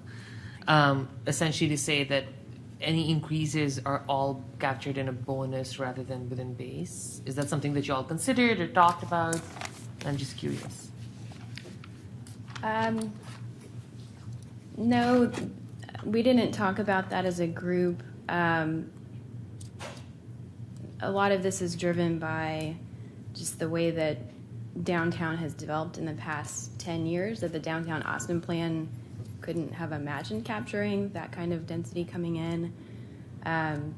So also I wanted to mention, we had heard from quite a few people, both just to the working group, but some people that were at the October 26th public hearing who were talking about height increases, DC zoning in the northwestern quadrant, and they, having lived their own property there, just don't understand why it's capped to be this lower height, lower density. Yeah, and I think overall, I just want to say I feel like I'm not necessarily against like the density or the height, but more essentially the difference between the bonus and the base. But I hear what you just said, so thank you. Commissioner Shea?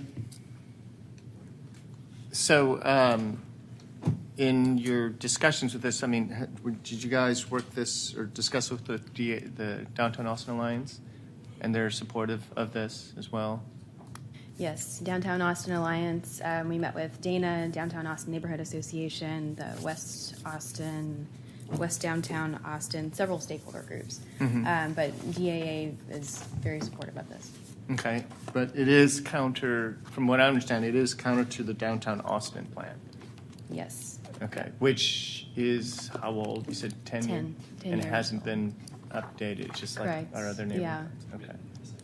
Okay. All right. So a vote for this would be against council directive. Is that correct? Just to be clear, because my understanding from staff, it is. Yeah, our understanding of council's direction was to map in accordance with the Downtown Austin plan. Gotcha. Okay. Thanks.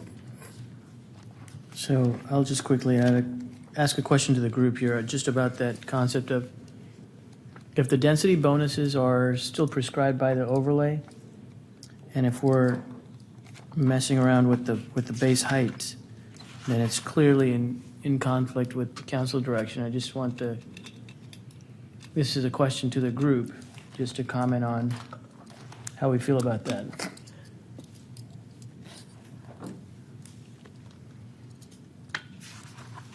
No answers? I feel like it's completely against our, if we're increasing base entitlements, I have a major concern about losing bonus affordability. It's true that the downtown plan was written during a recession. Nobody imagined, at one point a few years ago, I was talking to a developer about this who knows the issue really well. And, it was like the max value was something like $650 per square foot. In downtown, nobody thought they would ever see it, and it's jumped to 1,000.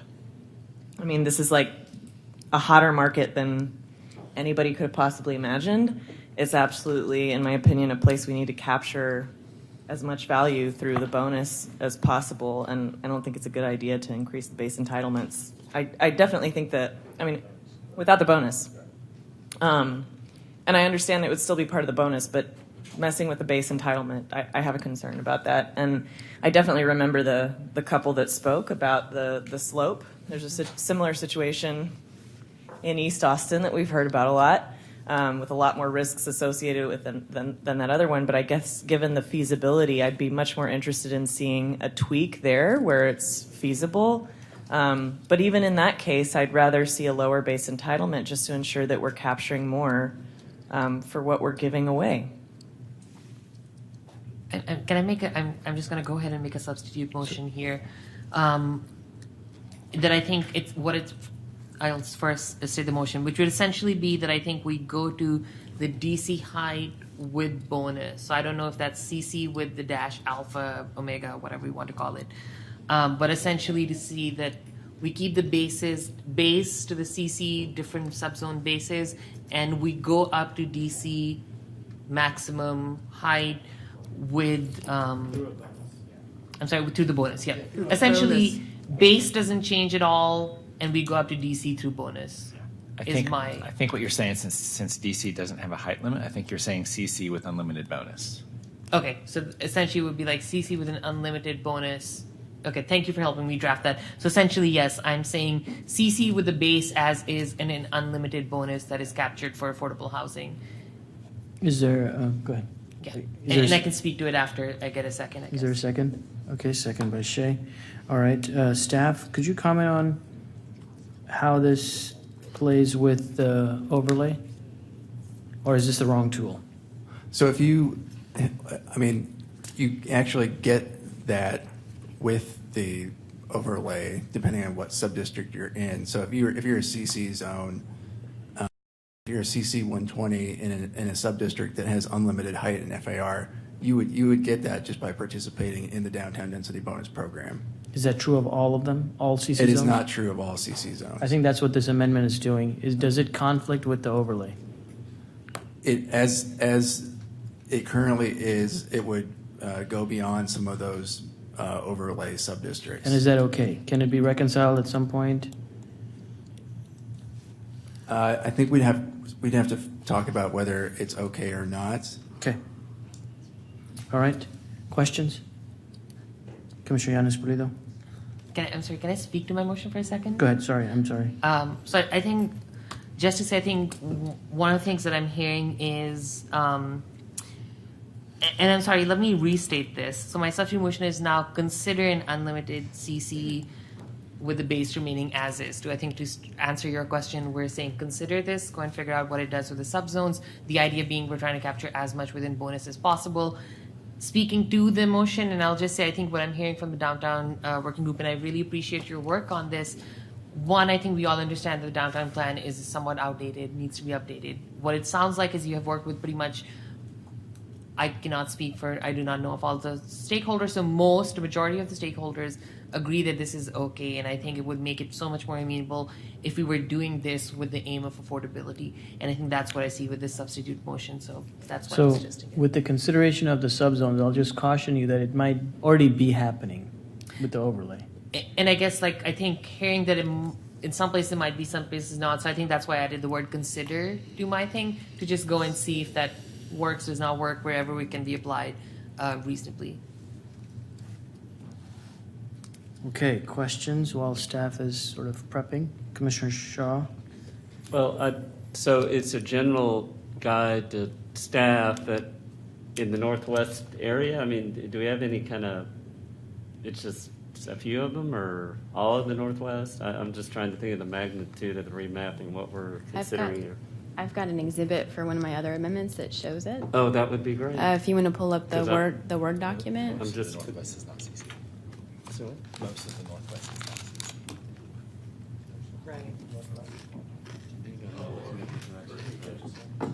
Staff, do you mind putting back up that map of downtown?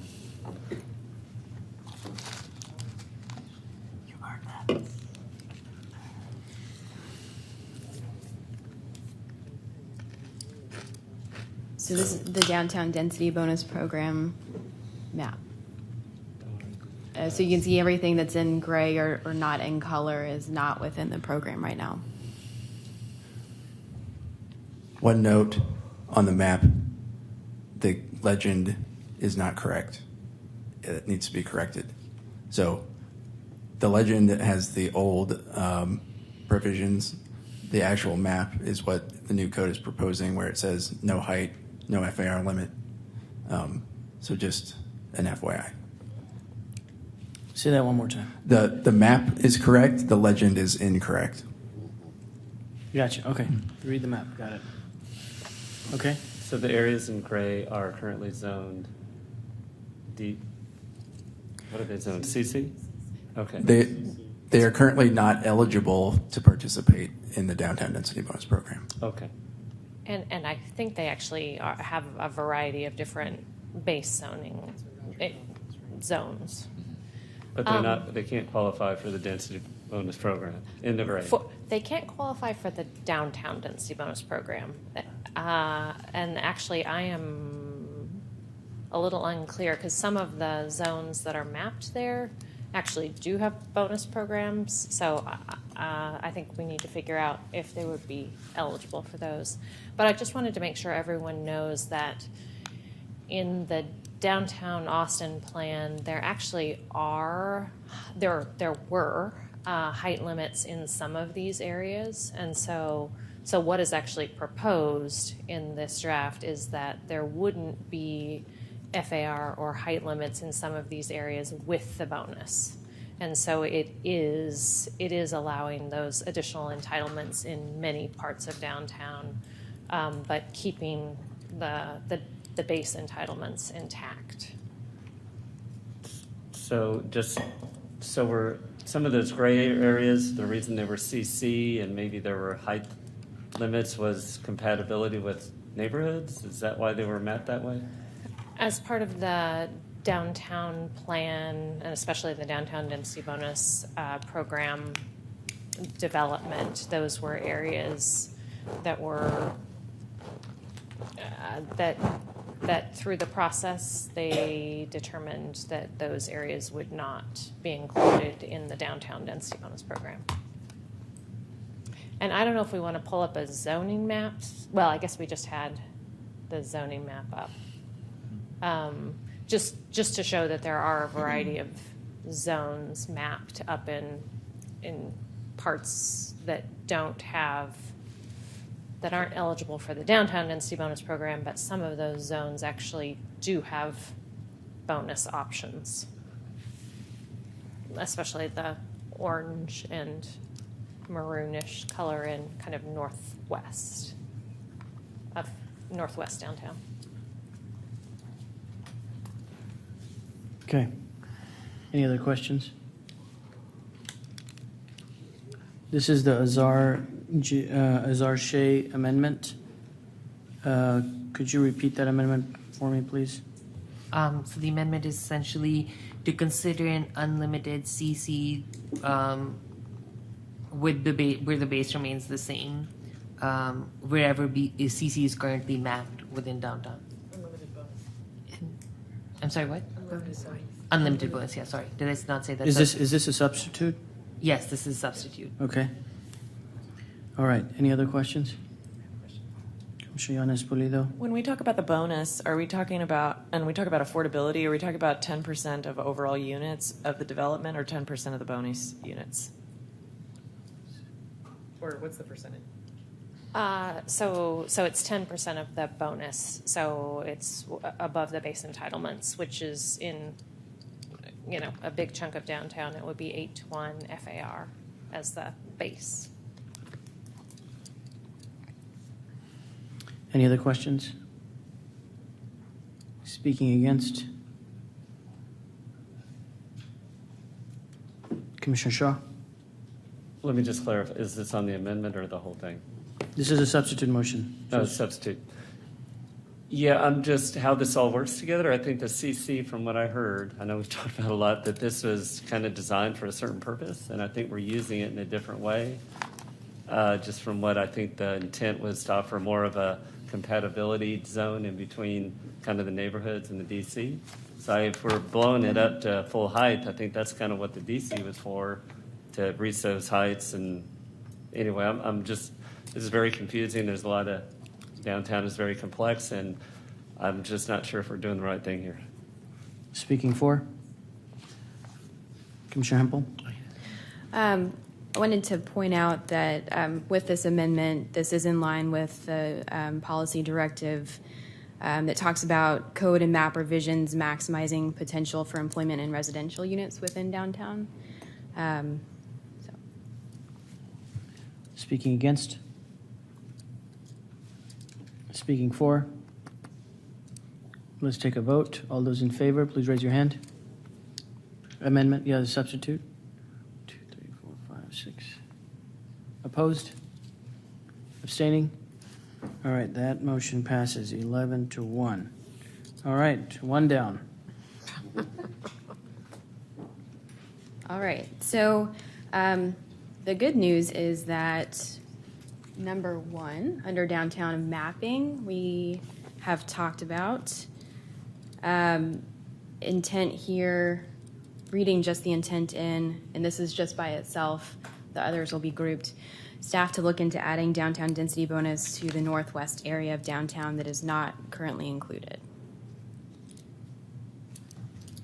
I have a question on that. Since essentially the substitute that we just passed said for all areas that are currently mapped CC, so that would be CC and DC, didn't that automatically just happen in our previous motion? It probably did. I probably can remove this one. And this is just a question. If it is, I guess we can remove it, was my intention. Yeah. Yeah, I move that we can remove this one and move on. Okay. All right, next. Okay, so the next one I'll cover will be number 3, 4, and 5. So these have to do with commercial center or CC zone and the downtown core zones. So this is where I'm going to read in some language that cleans up what you've got in your spreadsheets. And I am just reading an intent. So for the first one, staff to look at increasing all CC subzones to a 5-1 FAR, letting the CC subzone height maximums, not the FAR, be the limiting factor. The next one being staff to look at increasing CC subzone heights, CC 40 to CC 50, CC 60 to CC 75, CC 80 to CC 90. This essentially allows one additional floor without diminishing the effect of the height limit or compromising the character of the area. So Commissioner Hempel, let me get staff response on each one first. Okay. Okay, on the first one, increase 5-1 FAR. So I think staff's response is going to be the same for all of them, which was the first response about we'd be opposed because of the deviation from council direction on following the downtown Austin plan and their direction on holding base entitlements where they are. Okay. And to add to that, just a reminder that fees from the downtown density bonus program go to provide housing for the homeless. And so when you increase base entitlements, it will very likely decrease the amount of funding that could go to house the homeless. Okay. Commissioner Hempel, number 5.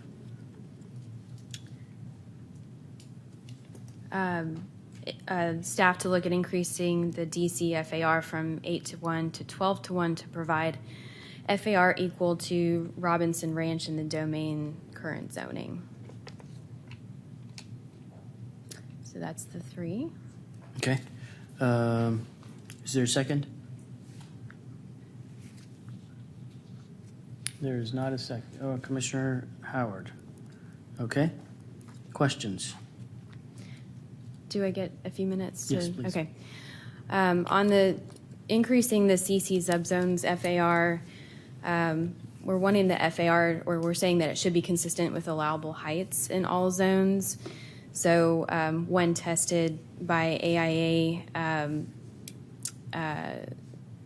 as mapped, CC 40, 60, and 80 could only reach 50 to 66% of the zone's allowable height because of the FAR limits. And then increasing the DC FAR from 8-to-1 to 12-to-1. A couple of points here. This provides downtown with the competitive edge it needs to provide the needed housing units and jobs to meet the city's goals per the directive. It provides FAR equal to the current zoning of Robinson Ranch in the domain.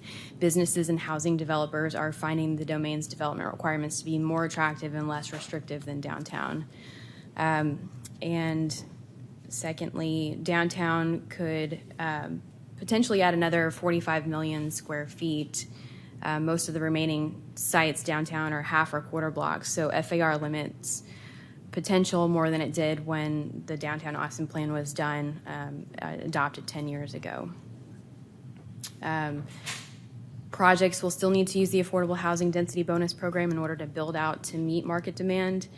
12-to-1 base FAR would put downtown Austin in a better position to create more homes and jobs for the region. And last point is the Imagine Austin comp plan identifies downtown as the regional center that should have been the greatest density of people and jobs and the tallest buildings in the region. So the new code should really let downtown be downtown. Okay. Thank you. Questions? I have one for staff. So how was downtown treated? And secondly, how was council directive achieved if the overlay hasn't changed? I mean, how are we adding density to downtown without doing that?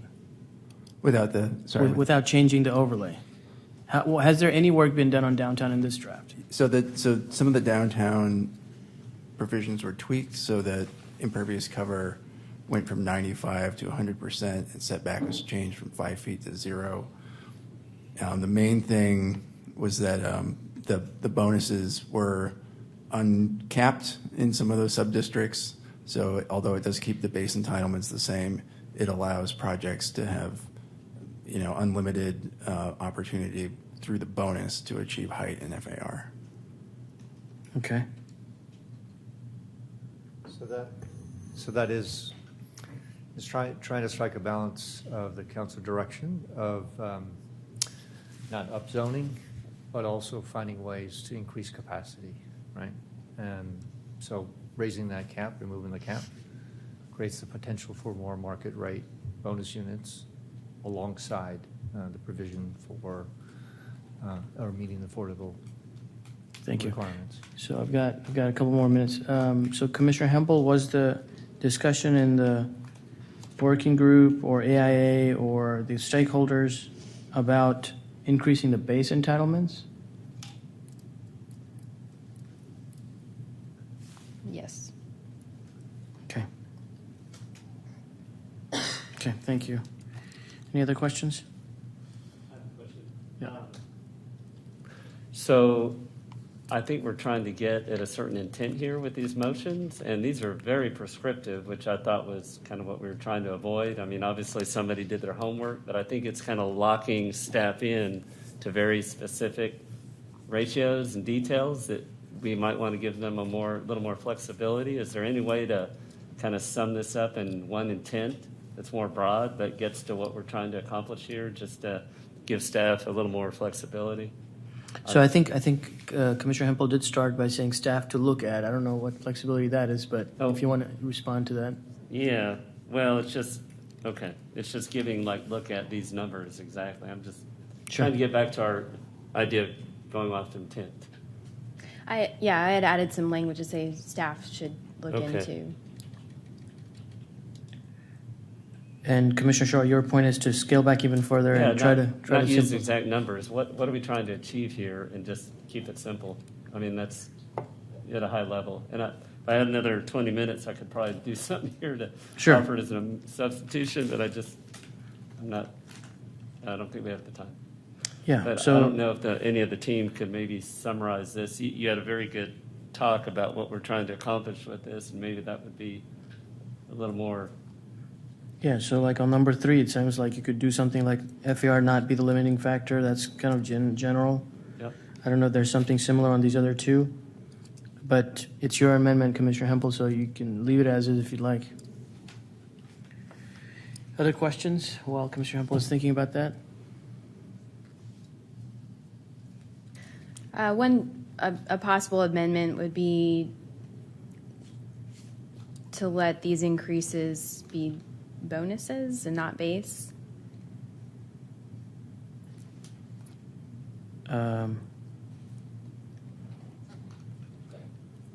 Staff, is that happening already, or? I think that that's happening already through the bonus program.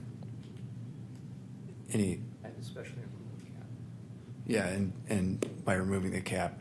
So if you keep the basis the same, then and there's no limit through the bonus, then FAR or height. FAR or height. Yeah. Yep. My original motion was unlimited CC, so that would be unlimited FAR and height, as is currently in the downtown sort of subzones, the map that we saw. So that was at least definitely my intention. Well, based on what staff is saying, it's already, even your amendment is already in there. Sorry, to clarify, the amendment, as we understood it, was all CC. All CC outside of the area. Yes, and because currently the sub-districts cover really CC 120, but there are other CC sub-districts not Exactly. covered. So essentially that said CC. So I guess to say these all impact base. So I know I will oppose these because these impact base. So I think we're already getting a lot of density through bonus, is my understanding. Through bonus, you now have unlimited FAR, unlimited height, but this is essentially getting at the base, and I can see that there are reasons to talk about the base. But yeah. Okay. So Commissioner Hempel, can we withdraw that amendment? I think that's already happening. Any other questions? Speaking against? Commissioner Azar? So I think I'll speak against it. I think I understand that to have a downtown that is in some ways vibrant, we need to have a certain amount of allowability. I would like to capture all of that increase entitlements within a bonus, not within any changes to base. So essentially trying to maximize increase our affordability, as we heard, which goes towards homelessness and other things. So I would vote against this only because I don't want any changes in base. And I go back to my substitute of saying, which we already voted on, to say that we can make changes, just do it all with a bonus and have a commitment towards affordability. Okay, I'll jump in and I'll propose pulling this out because I think with the discussion that we've had and what we've voted on, it sounds like we're covering this. Okay, great. Thank you. Okay. All right, number 6. I'm going to group number 6 and 7 together. Okay. So this is, I just wanted to point that this was supported by a couple of key stakeholders for these 2 amendments, downtown Austin Alliance and the Waterloo Greenway. So these go hand in hand. The first amendment, reading in just intent, staff to explore a new development adjacent to Waller Creek and within the Waller Creek local government corporation boundary be exempted from the existing code's Downtown Creeks overlay and its equivalent regulations reflected in the Downtown Civic Spaces overlay of the LDC revision 2019. I'll go ahead and read in the next one because you can't do one without the other. The next one, staff to explore new development adjacent to Waller Creek and within the Waller Creek local government corporation boundary be exempted from the existing code's Downtown Creeks overlay and its equivalent regulations, and recommend a new overlay zone that establishes a common Waller Creek center line for the consistent planning and regulatory purposes within the LGC. So this would establish a 60-foot minimum building setback for new development from the newly defined creek center line and provides a variance process for encroaching into the 60-foot setback. Okay, is there a second? Okay, Commissioner Flores. Staff?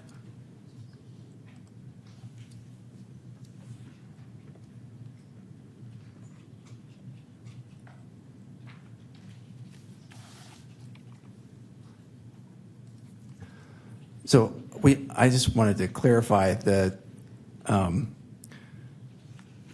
the overlay that's in the draft code, the Downtown Civic Spaces overlay, is a carry forward of what's in the code today that does define a setback based on creek center line, and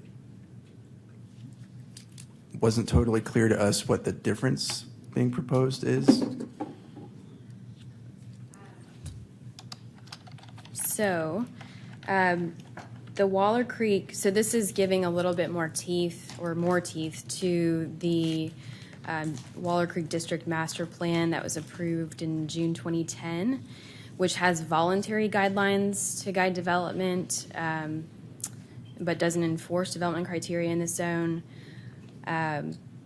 Also gives some more teeth to the Waller Creek Design Plan. And there's a lot of things that need to be cleaned up property-wise along the creek.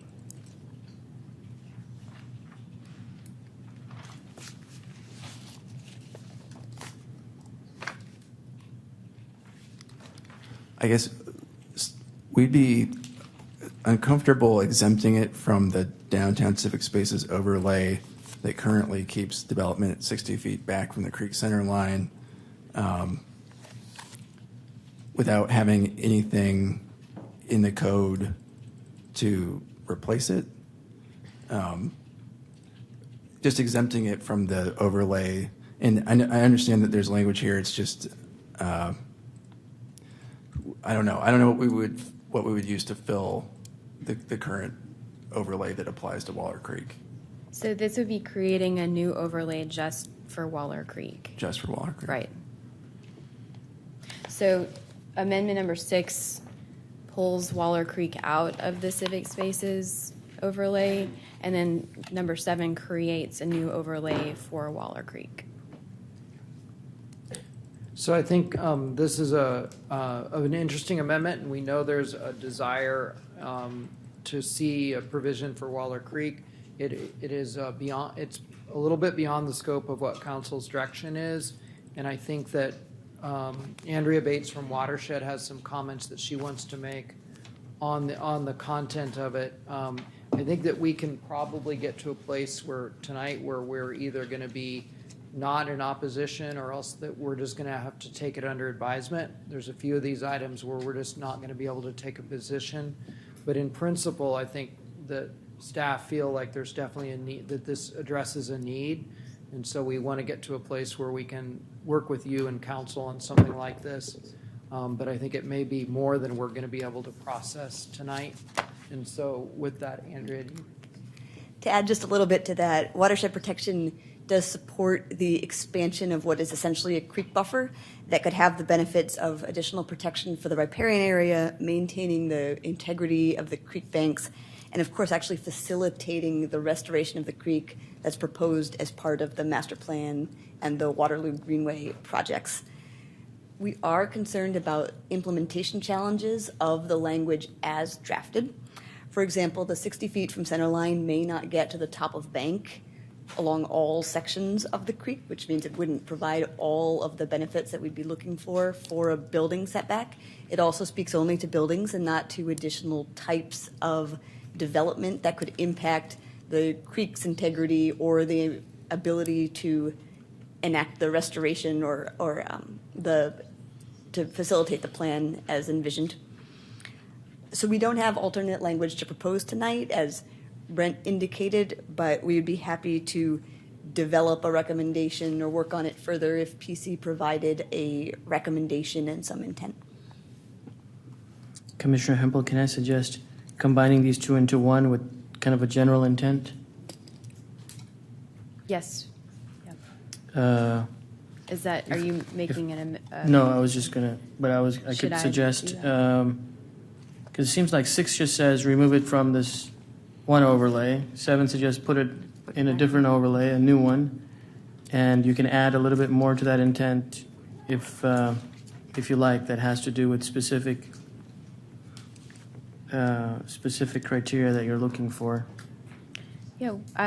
Okay. I make a move to amend, combining numbers 6 and 7 into one intent of removing Waller Creek from the downtown civic spaces overlay and creating a new overlay for Waller Creek. And I'd like to work with staff on the language for how we can really finesse where that offset needs to be. And the variance process? Or not a variance process? I must have missed the variance process. I'm just reading this. There's a variance process for encroaching into that setback. Did you want to include that in the intent? No, we'll pull that out of the intent. Okay, great. Is there a second? Second by Commissioner Shaw. Staff, is that general enough? Okay. Questions? Questions? Shaw? So just I second it, but just to make it clear, it sounds like we're aligning with what I just heard from staff, and that this is a direction they want to go. They just don't have the resources right now, so we're just saying we support creating this Waller Creek overlay, and so working toward that end. I think that's what I heard, but would that be more amenable to staff at this point, just supportive of a future look at creating We're this definitely overlay? supportive of giving Waller Creek more focused attention. Yes. Okay. Any other questions? Speaking against? Speaking for? Let's take a vote. All those in favor, raise your hand. Any opposed? Okay, that motion passes unanimously. 12-0. Are we missing someone? No. 12-0. All right, affordable housing number 8. Does that fall under downtown?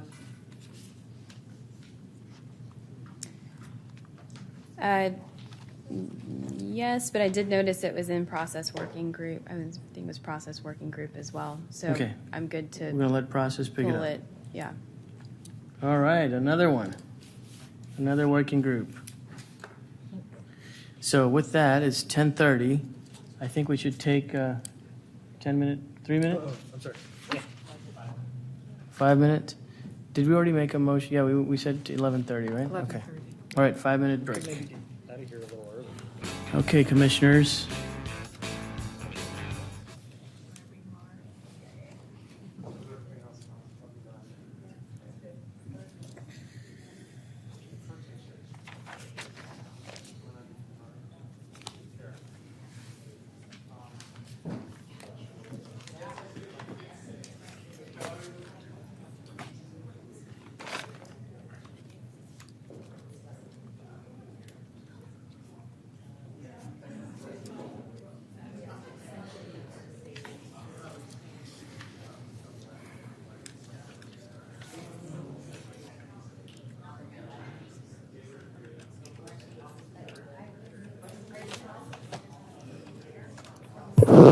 All right, commissioners. Commissioners Commissioners Azar, Shea, Yanis, Pulido, Shaw.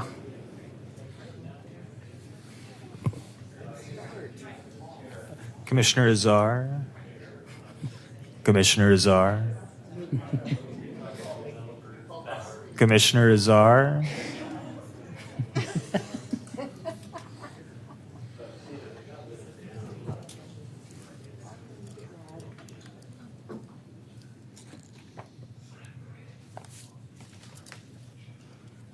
Okay, we have a quorum on the dais. Reconvening at 10:42. We're going to start with the process working group. If there's no objection, we'll take the easy ones first and see where we end up. I know the group has consolidated some other ones, and so we might get to those on Monday.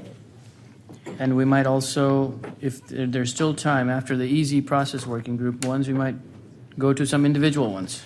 Is there any objection to that? Commissioner Kenny, do you have a comment? I was just going to say, Commissioners, watch your inboxes.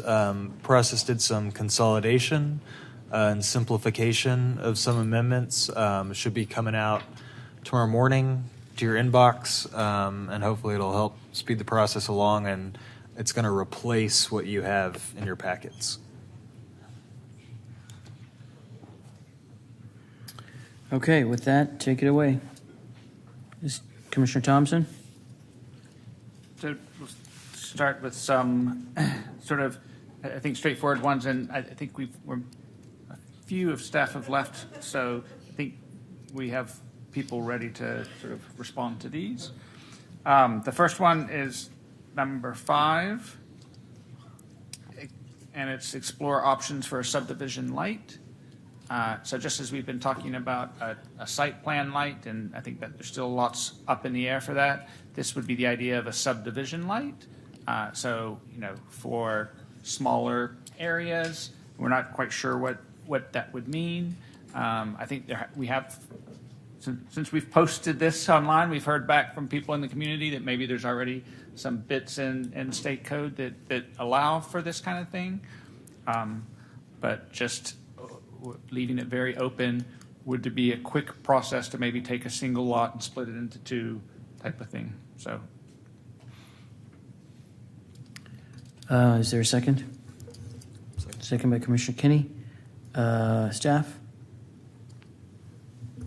So I think at this point, we would need to just take this one under advisement and not take a position on it. But we certainly, if you pass this, we will look at it. The state subdivision statute was amended to add what we affectionately refer to as the shot clock bill. And so everything we do with respect to the subdivision process, I think, requires heightened review, and I think that we need to be cautious in adding further procedures. And I know what you're wanting to do is to make things easier, not harder. We appreciate that. We have in the current draft provided some greater flexibility for amended plats and other kinds of what we call administrative plats. So I think there is some greater flexibility in the draft subdivision ordinance. But the bottom line is, if you guys pass this, we will look at it. I can't promise what our position will be, but if we can find ways in working with our law department, if we can find ways to make the process easier, consistent with, recent legislation, we will certainly try to do so. All right, questions? Question. Go ahead. Because the original way that we posted this is very vague, but you referred to the specific part of, you're referring to shot clock.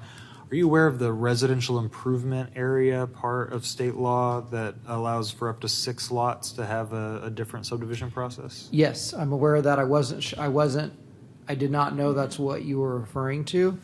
But if you want to maybe clarify the language to say, look at a residential improvement, look at implementation of the residential improvement provisions of state law, we would certainly do that. Again, I think that we're not going to be prepared to take. I would like to say at a very minimum that we don't oppose, but it may be that once we really get into the weeds of it, we will have concerns. And so for that reason, I think we're just going to not take a position, but I can pledge to you that we will look at it. And Commissioner Kenny, I know exactly the provision of state law you're talking about, and we will look at that.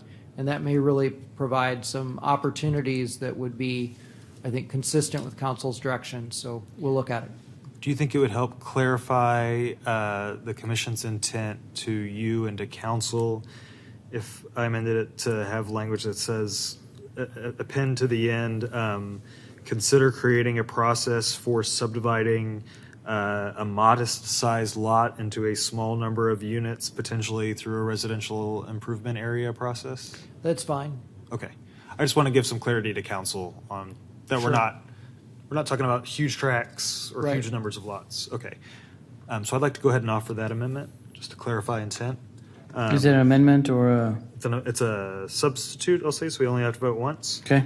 And I'll read it again. To encourage more missing middle housing and allow different ownership options, consider creating a process for subdividing a modest-sized lot into a small number of units, potentially through the residential improvement area process of state law. Small number of lots? Yes. Okay. The state law provision is capped at 6. It may be the right mechanism, it may not. I think the point is just that this is for sites that are, no more than a few acres, maybe even smaller than that, and no more than 10 units, maybe less units than that. Okay. Commissioner Thompson, are you okay with the second? Okay. All right. Questions? Okay. Speaking against? Speaking for? Commissioner Shaw? So I think very excited about this because I think we'd all love to see more of those townhomes. We have a lot of options for smaller lot options on housing, and it'd be good to use this to really accelerate the development of those housing products and allow for ownership of some of those smaller products. Thanks. Against? For? Commissioner Azar? I just want to say I feel like I favor this as well, and I just want to read something in. It lives up to a recommendation that specifically had come from the Anti-Displacement Task Force, and they had said allow, and I hope this will be a part of this, but allow homeowners to subdivide and sell a portion of their lots while remaining in place. This option helps them to remain in place, generate from sale of the additional lot, and reduce the tax obligation for their homestead. So I'm really happy to see this because I think, apart from the missing middle aspect, it really responds to the recommendation that we had gotten from the Anti-Displacement Task Force, and I think would allow folks to stay in place. So I really appreciate this amendment. Thank you. All right. Against? All right. Let's take a vote. All those in favor, raise your hand. Any opposed? All right. That motion carries unanimously, 12-0. Commissioner Thompson? So the next one is number 8. Parking exceeding maximum should be detached. And we were really torn on this one because I think all of us would like to see parking maximums in place, but I think maybe we're not quite ready for that in terms of what the market is going to demand. And so to avoid not having development, on our corridors and having it, be put off of the corridor somewhere else, or even worse, having it not in our city and being put out somewhere else for, large office complexes that were going to require a lot of parking. We thought that maybe what we should do is just say all parking exceeding the maximum has to be detached. You can't build podium parking in an office building that then is there forever as long as the office building. If it's detached, then if you're going over the maximum, then hopefully in 10 years or sometime when the transportation options change in Austin, then that could be removed and replaced with another building. Commissioner Thompson, do you mean minimum? Exceeding the minimum? No, exceeding the maximum. Right now there's maximums, parking maximums in the code. Well, how could you exceed the maximum if it's the maximum? Well, we would let you exceed the maximum I see. if the parking was detached. Okay, I see. Let you exceed the maximum as stated in current code if the parking was detached.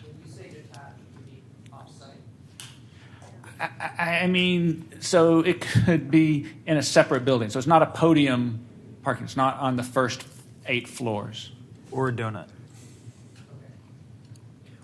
And I did want to point out as well, in the intent there, it says at the director's discretion, and that's referring to the transportation director. Okay, is there a second? We do not oppose. Is there a second? Second. Okay. All right. Questions? I have a question to the working group and possibly to staff. I mean, when I saw detached, my first reaction was, oh, you mean detached as in like it's not a direct attribute to, let's say, the number of units. Like, for instance, in Uno, we detached the parking from the units. But that might also be another way. So it's never attributed back to the building requirements. You see what I mean? So it could be, but, okay. The intent is not, is actually a physical separation. The intent is that hopefully that parking would be redeveloped more quickly, if it were no longer needed than the building itself were. Whereas if the building, if it's a donut and it's wrapping the parking's not going to go anywhere until the building gets demolished. If it's a podium, the parking's not going to go anywhere until the building gets demolished. So it seems like it would work with the other amendment we had talking about putting parking in an MU area that could be used if it's excess, and when it's not, it would remove it. So, okay, that sounds good. Anderson? Guess a question for staff. So when I read code, I could be wrong. It almost looks as though maximums are 100% of code downtown and then 175% of code outside of downtown. It's 100 downtown, 125% on the corridors, and 175% elsewhere. And then one comment to make is to consider possibly the location of the detached parking. I mean, this is very high level intent. If you would like to, we'll talk about limits it. on it like that. But certainly, But we're not I would opposed expect to that it the- wouldn't be on the corridor.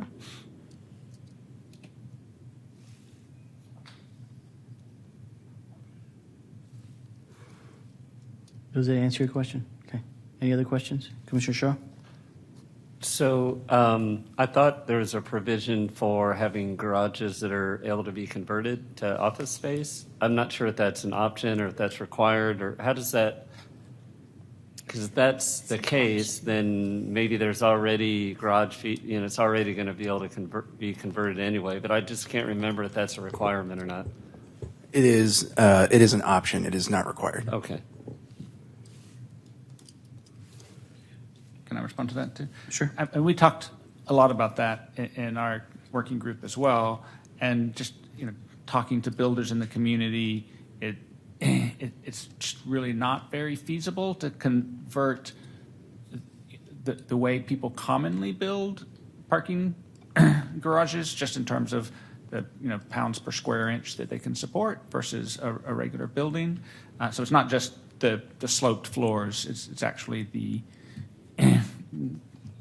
the structure itself and what it can build. So we thought that this was a better way to handle conversion of future parking. Okay. Any other questions? Anyone speaking against? Commissioner Anderson? I guess I'm just surprised at the multiple motions to bend over backwards for unsustainable lifestyles. I look at downtown Austin as being the area of Austin served best by transit, and they can still reach 100% of code. On our corridors, 125% of code, 175% of code out of that. But for the folks who even need more, let's figure out a mechanism for them to have more parking. Wow, why are we here? Why are we going to vote on transit next year? Maybe we're not. Maybe this is just in lieu of transit next year. Okay. Speaking for? Commissioner Kenny? I know I would definitely be open to some amendments on location if somebody wanted to go into more detail. So there's an enormous amount of pushback on parking maximums. And I think part of our thinking on this was that this is a technique that was utilized in, I think, the Statesman site, or it could be a different site, where they were encouraging the developer to build this detached parking because it could be demoed and redeveloped into something else. It could also be surface parking. It's just, I think we were very conflicted about this, and it was, I don't know if we actually voted for it to be unanimous or anything, but it was, if there was, rather than seeing maximums weekend, we'd rather see them, in general, I think we'd rather see them, some exemptions in a manner that could be corrected more easily in the future. And I think we would be amenable to any sort of amendment that would weaken this in terms of location or in terms of sunset provisions or timelines or something like that. All right, speaking against? I'm sorry, I'll have a neutral to this one, and I'll be honest, I don't know if I can still do an amendment or not, but I think one of the things that I'm thinking of is, which I hadn't considered before, something that was just said essentially, but I think we should not allow parking seating, like detached parking, to be surface parking. Doesn't sound reasonable to me. I think detached parking might make sense, and I think the understanding to be more flexible. I'm not sure we should say you can do detached parking, and it can actually be a surface lot. So I think in its current form, I don't think I can support it. Is it too late for me to do an amendment? No. In which case, I'm going to propose an amendment saying parking seating max should be detached. I don't know which one to say, but essentially say should be detached. Staff should develop a process by which parking maximums are allowed at director's discretion if the spaces are detached and not surface parking lots. A quarter mile of the transit priority network. Within a quarter mile of the transit priority network.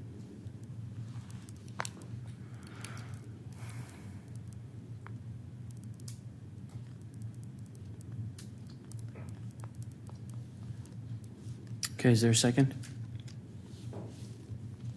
All right, Commissioner Kenny is the second. Staff? Any thoughts on that? No? Okay, questions? Speaking against? Speaking for? Commissioner Kenny? So surface parking is the easiest one to redevelop. That's what's not great is that we want that. We were talking earlier about trick-or-treating in Miller and the door density and how that makes walkability, and surface parking lots in the walkable area is what kills that walkable density. So this would make it much more efficient. So that's why I'm supporting it. Okay. Speaking against? Speaking for? I want to speak for only to bring up 2 points. So earlier we were talking about hotels, and there was a bit of a, well, by golly, we're taking away housing capacity to put in hotel rooms. This is us taking away every kind of capacity for auto storage. And then we talk about impervious cover. That's kind of the definition of what all parking lots are, be they structured or surface. But this at least does make it a little bit better. Commissioner Anderson, and I'm going to forget it, honestly, I think it's just late. The limits were 100%, 125, 175, is that correct? Would you be able to say to not exceed 175 so I can make a substitute saying, so my substitute would be staff should develop a process by which parking maximums are allowed at director's discretion. The spaces are detached and not a surface parking lot within a quarter mile of TPN and up to a maximum of 175% of parking. Or 200% of parking. So I'm just capping it. Do I think essentially say you're right? I don't think the intention should be to create endless parking. Am I seeing nods of disagreement? I mean, that's a whole different amendment, so, I mean, that's okay, if that's what you want. I thought it's a question of staff regarding that amendment. Let me make sure if it's a real amendment. Are you Oh, I'm sorry. When I hear something that Commissioner Shea wants to. No, I was just saying. I'm just 'cause he looking said- for a second now, guys. Hang on. Wait, he said he was going to support it. He was speaking to support it. So I don't know why you're changing, but anyway. To add that, I mean, you don't have to list a number. You could just say Up to within a certain 10%. degree. So I think I'll just change my condition to say within a quarter mile of TPN, not surface parking, and up to a certain limit, which staff can decide. Okay. All right. Second, Commissioner Kinney? Yes. Okay. Questions? Commissioner Seeger? I have a question of Commissioner Kenny, or perhaps Commissioner Azar. Why is it within a quarter mile of the TPN? Shouldn't this really be focused to putting this detached additional parking, as it turns out to be, on the corridor, actual corridor, rather than a quarter mile beyond the corridor? No, it's within a quarter mile. Yeah, but still, Oh. I'm sorry, within a Okay. quarter mile, because it's moving it off the corridor, which isn't that where we want? It's parking moving the to stay? surface parking off the corridor. So that isn't if how- you're going to take advantage of this provision, so Just to clarify, Azar's amendment was to not allow it to be surface parking. Right. within a Yeah. quarter mile. Within a of quarter TPN. mile. Oh, that's the point. Oh, I thought you meant the whole additional parking. Okay. Just the surface lots. Okay, that's fine. Any other questions? Speaking against? Speaking for? I just want to point out that after this amendment, there can be further conditions put on through further amendments. It's not a substitute. Correct. All right, let's take a vote. This amendment just adds and not surface parking lots within a quarter mile of TPN with a cap that staff determines. Yeah? All right. All those in favor, raise your hand. Any opposed? All right, that motion carries 12-0. Chair? Yes. I have an amendment. Okay. This excludes downtown entirely. All right, is there a second? Second by Azar. To speak to it, I'll just say that I think it's criminal to add any parking downtown. We've already maxed out, so I would. While I'm reluctantly supporting this, I mean the cases, the examples that were brought up to me were like, Apple builds out in Robinson Ranch. There's no parking out there. Do we have enough parking for them? And so, I don't know. If we're not actually going to serve it by transit, but downtown we have too much parking already. So. That's why I would exclude it. Okay. Staff? Okay, questions? Staff, go ahead.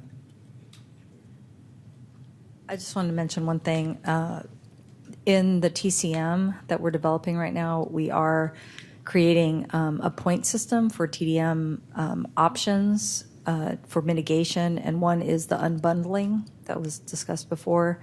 And so in this model, it would provide for that unbundling, which would provide an incremental step towards shared parking, which is a good thing.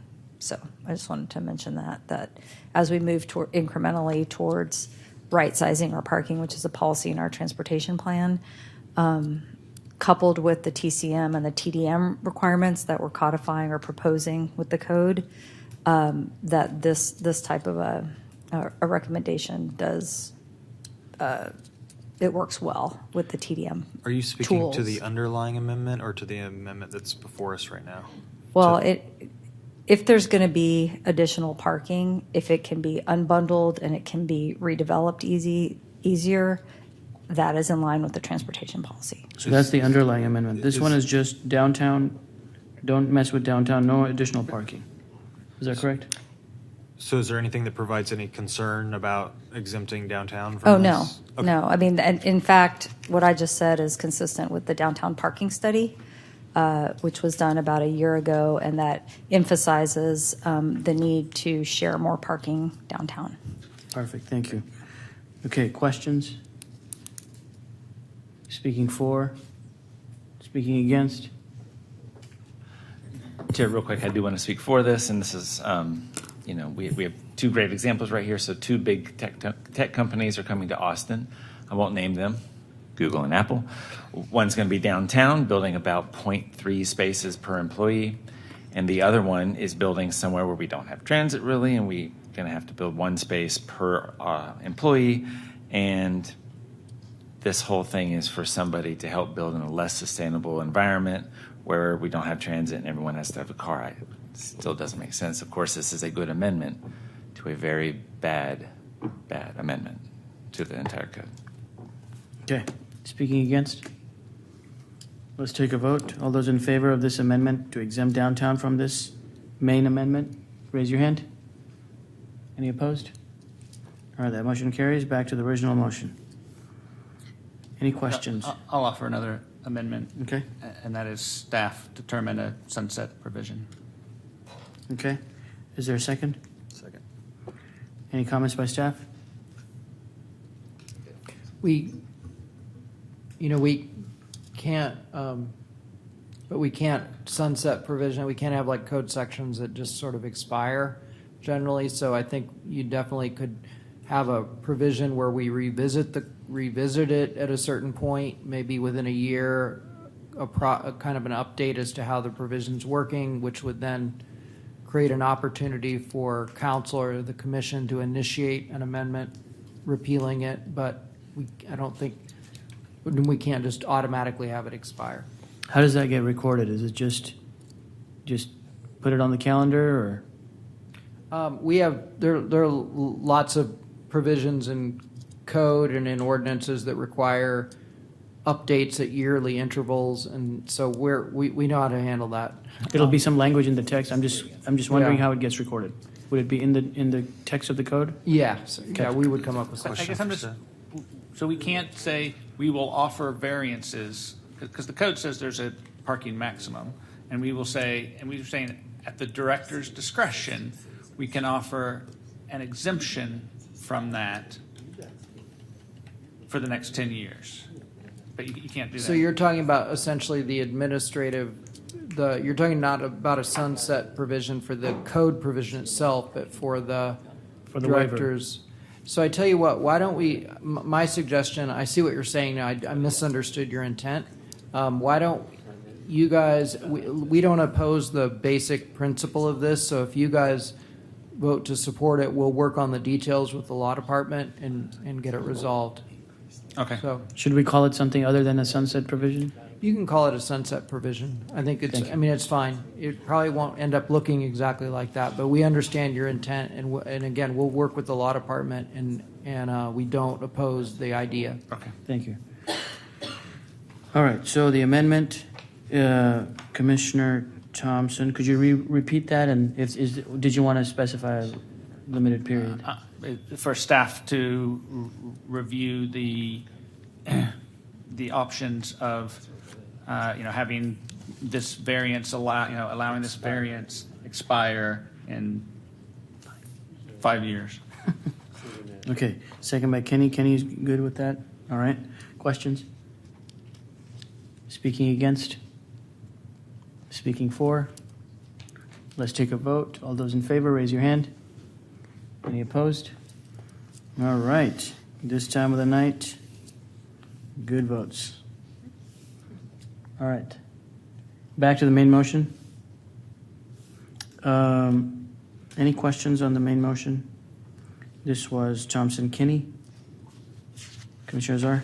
So this is a question for staff. My assumption would be as we increase our overall parking goal, the ADA parking will proportionally increase.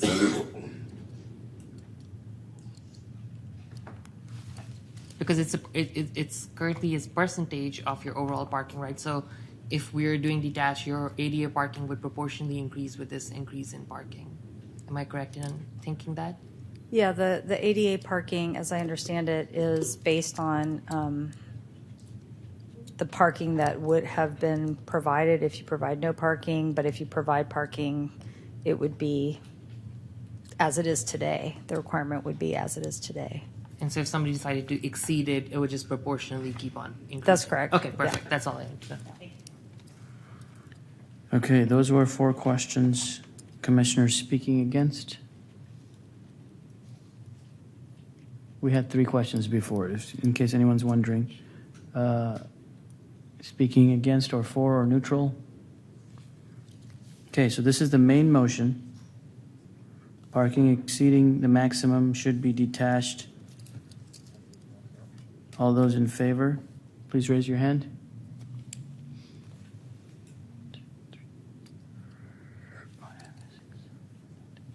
Opposed? Abstaining? Okay, so that motion carries 10-2.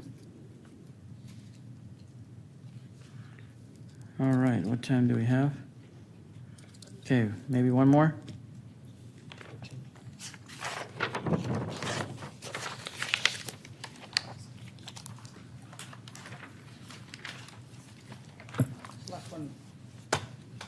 I think the last one tonight then is, we're not quite sure how to get it into code, but it's just to set benchmarks for development process timelines.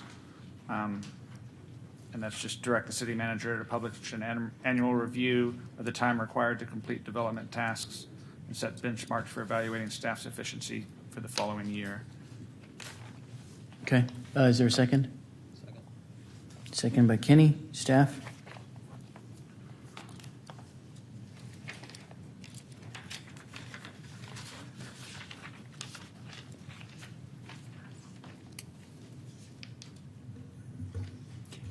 We don't oppose.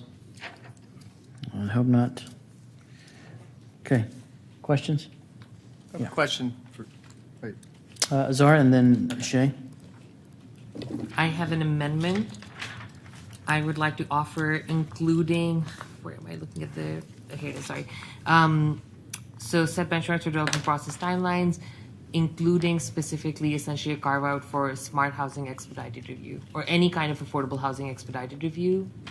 Also have benchmarks related to that. Does that make sense? Staff. Yeah. Would the base motion already include that? I think it's vague enough. I think he's saying A explicitly specific make sure you carve-out. do these. Or I can leave that as part of the intent and staff would hopefully note that. I think that's fine. I'll That's second it. I'll second the amendment. Okay. Azar Thompson. So essentially to say any affordable housing expedited review. Okay. Staff's okay with that. All right, questions? Mostly question to staff. I mean, how is it? Is it about the amendment? It is. Let's get through the All amendment right, then. let's get the amendment. Speaking against? All right, and let's take a vote. All those in favor, raise your hand. This is for the amendment to specifically mention affordable housing review times. Any opposed? Any abstaining? Okay, that motion passes 12-0. Back to the main motion, Commissioner Shea. So, question to staff is more. I mean, is this already being done? I mean, do you guys review your benchmarks like how often, yearly, and? We do. We have requirements that we have to report back to council. So we already have benchmarks established by the department, benchmarks that we have to report to council. I can't remember what those are off the top of my head. But I know that these are things that we track on a regular basis. We actually publish our timelines. We publish them in our newsletter on a regular basis, I think monthly or, and I'm not sure that those timelines that we publish on a regular basis delineate the affordable, the smart housing type cases separately or not. I think it just counts, but it's definitely divided up by division and process. Yeah, and mostly I'm asking because I've seen them, and so I look at this and I'm like, is this already redundant in the process? And so I'm just kind of curious if we even need this since it's already our process, and is this really part of code or is it more? Anyway, We'll get a little bit more clear in our own minds about what we're already doing. Okay. And if we see that your recommendation adds some value and would potentially enhance that, we'll respond accordingly. So I think our position here is that we don't oppose but we need to kind of review it a little bit further and see what more we can do in terms of providing more refined benchmarks, which I think is what you'd like to see. Thank you. Commissioner Kenny? So I want to distinguish between just measuring something and setting a benchmark, which is like a aspirational goal or something to measure, to hold the measurement up against. And as it's been explained to me by multiple people in and outside the city, the time for these processes is measured, but there's not a benchmark for the time you're trying to hit and what your goal is. We do have percentage on time. I mean, and that's part of what we publish is, the percentage on time. And separately there are other efforts, other tools, shall we say, in our toolbox that we're working to implement. For example, there's a site plan design team that's aiming to reduce site plan review times to 4 to 6 months, and that's their goal. And so,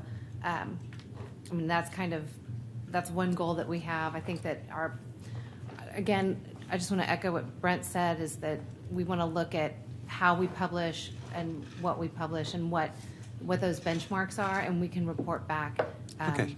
or at least respond. Great. I just want to make sure that the intent is clear, that we're not saying measure things, we're saying we'd like to see benchmarks for all the things that are measured. If there's a percentage on time, like what is the aspirational goal for what on time is? I believe it's 90%. Right, but what does on time mean? So does that just make? I just want to make sure that the intent is clear, that for all these processes that we measure the amount of time, that we're annually producing a benchmark that says, like, our goal is for site plans to take on average 40 days for review.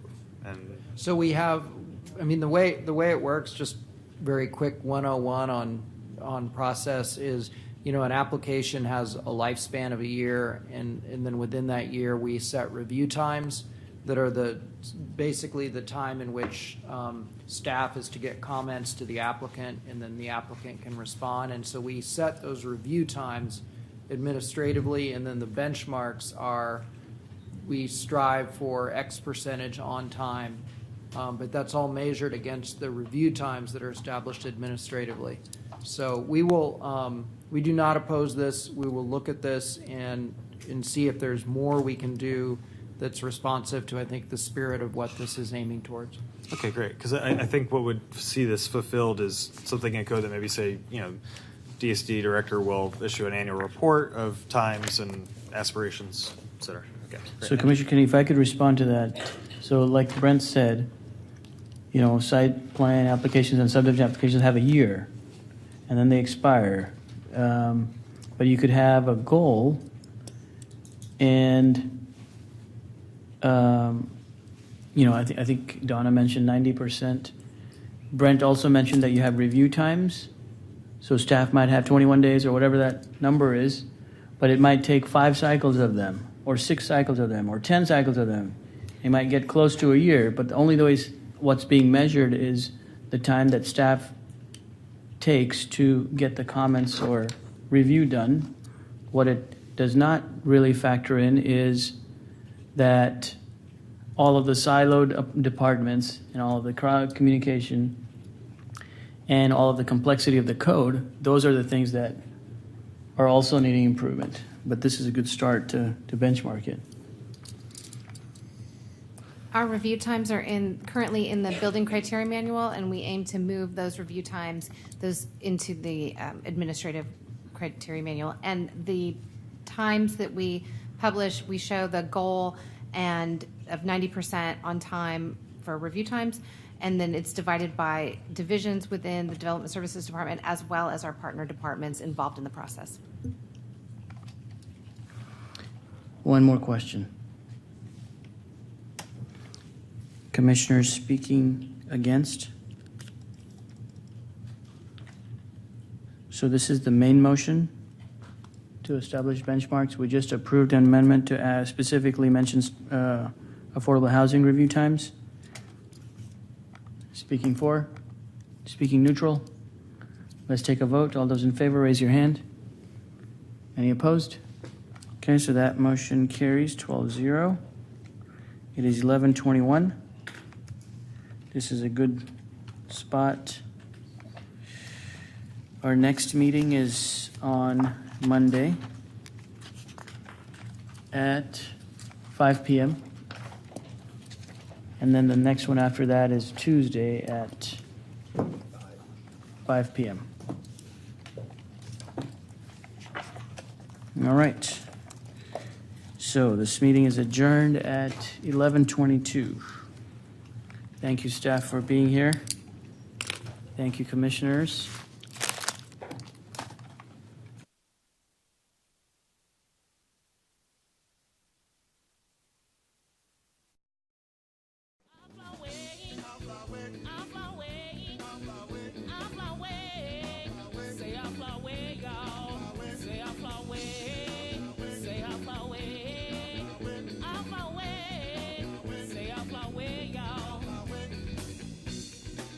Oh, yeah.